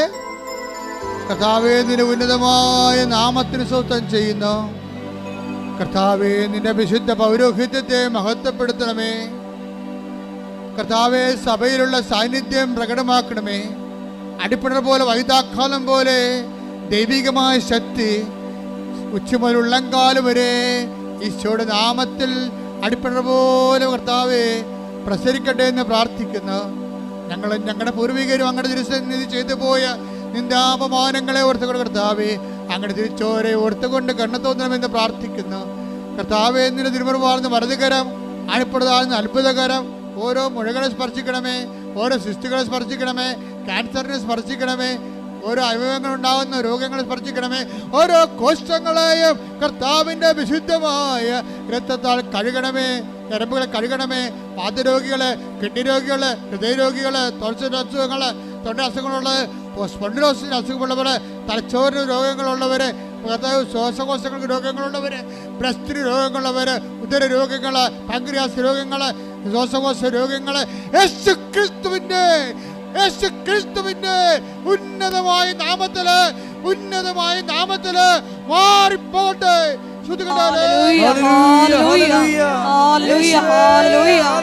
എല്ലാ രോഗങ്ങളും സുഖപ്പെട്ടുകൊണ്ട് അങ്ങയുടെ നാമത്തെ ഈ ആരാധനയിലും വിദേശത്ത് ജോലി നഷ്ടപ്പെട്ടവര് എല്ലാവരും ഓർത്ത് പ്രാർത്ഥിക്കുന്ന, നിങ്ങളെ വേദനിപ്പിക്കുന്നവര്, ജോലി സ്ഥലങ്ങളിൽ നിങ്ങളെ മാനസികമായി പീഡിപ്പിക്കുന്നവര് എല്ലാവരും വിശുദ്ധമായ രക്തത്താൽ കർത്താവ് തളിക്കപ്പെടട്ടെ. കർത്താവ്, ജോലി നാട്ടിലില്ലാത്തവര്, പരീക്ഷ എഴുതി നിൽക്കുന്നവര്, റിസൾട്ട് പ്രതീക്ഷിക്കുന്നവര്, ചിലർ തോറ്റുപോയിട്ടുണ്ടെങ്കിൽ അവരെ സംബന്ധിച്ച് പ്രാർത്ഥിക്കുന്നു, അവരുടെ ജീവിതത്തെ സംബന്ധിച്ച് പ്രാർത്ഥിക്കുന്നു, അവരുടെ കാൽക്കുലേഷൻ സംബന്ധിച്ച് പ്രാർത്ഥിക്കുന്നു, ജീവിതത്തിൻ്റെ ഓരോ വിഷയങ്ങളിൽ അവർ തീരുമാനം എടുക്കാനുള്ളവർ പ്രത്യേക ഡേറ്റുകൾ ഓർക്കുക. ഈ മാസം കടന്നു പോകേണ്ട, ഈ ആഴ്ചയിൽ കടന്നു പോകേണ്ട പ്രധാനപ്പെട്ട ഡേറ്റുകൾ ഓർക്കുക. പരീക്ഷാ ഡേറ്റുകൾ, ഇൻ്റർവ്യൂ ഡേറ്റുകൾ, യാത്രാ ഡേറ്റുകൾ, രജിസ്ട്രേഷൻ ഡേറ്റുകൾ, ജപ്റ്റ് ഡേറ്റുകൾ, എല്ലാ ഡേറ്റുകളും സമർപ്പിക്കട്ടെ. അശുദ്ധമായ സ്തുതിക്കട്ടെ. മക്കളില്ലാത്തവർ, ഗർഭിണികൾക്ക്, ഗർഭത്തെ ശിശുവിന് രോഗങ്ങളുള്ളവർ, ഗർഭിണികൾക്ക് പലതരത്തിലുള്ള വൈകല്യങ്ങൾ, തകരാറുള്ളവർ പ്രാർത്ഥിക്കട്ടെ. മക്കളില്ലാത്തവർ പ്രാർത്ഥിക്കട്ടെ. കുടുംബ തകർച്ചയുള്ളവർ പ്രാർത്ഥിക്കട്ടെ. ഡൈവേഴ്സ് ആയിരിക്കുന്നവർ പ്രാർത്ഥിക്കട്ടെ. കോടതി കേസുള്ളവർ പ്രാർത്ഥിക്കട്ടെ. ഇടിമുഴക്കം പോലെ സ്തുതിക്കട്ടെ. ഹല്ലേലൂയ. എല്ലാ ജീവിത ദുരിതങ്ങളും തടസ്സങ്ങളും നീങ്ങിപ്പോയിക്കൊണ്ട് ഈശോയുടെ നാമത്തെ ആരാധനയിലൂടെ വീണ്ടും വീണ്ടും മഹത്വപ്പെടുത്തണമേ. ഹല്ലേലൂയ. എല്ലാവരും മുന്നേ നിൽക്കുക. മരിയൻ ഉടമ്പടിയിലൂടെ പ്രഭാതത്തിൽ അങ്ങ് ഞങ്ങളോട് കാണിക്കുന്ന കാരുണ്യത്തിനും രാത്രിയിൽ പ്രദർശിപ്പിക്കുന്ന വിശ്വസ്തതയ്ക്കും നന്ദി പറയുന്നു. അനുദപിച്ച് സുവിശേഷത്തിൽ വിശ്വസിച്ചുകൊണ്ട് ദൈവ കൃപ കരയേറ്റുവാൻ ഞങ്ങളെ ഓരോരുത്തരെയും ഇടയാക്കണമേ എന്ന് പ്രാർത്ഥിച്ചുകൊണ്ട് ശിരസ് നമിച്ച് നമുക്ക് ദിവ്യകാരുണ്യനാഥൻ്റെ ആശീർവാദം സ്വീകരിക്കാം.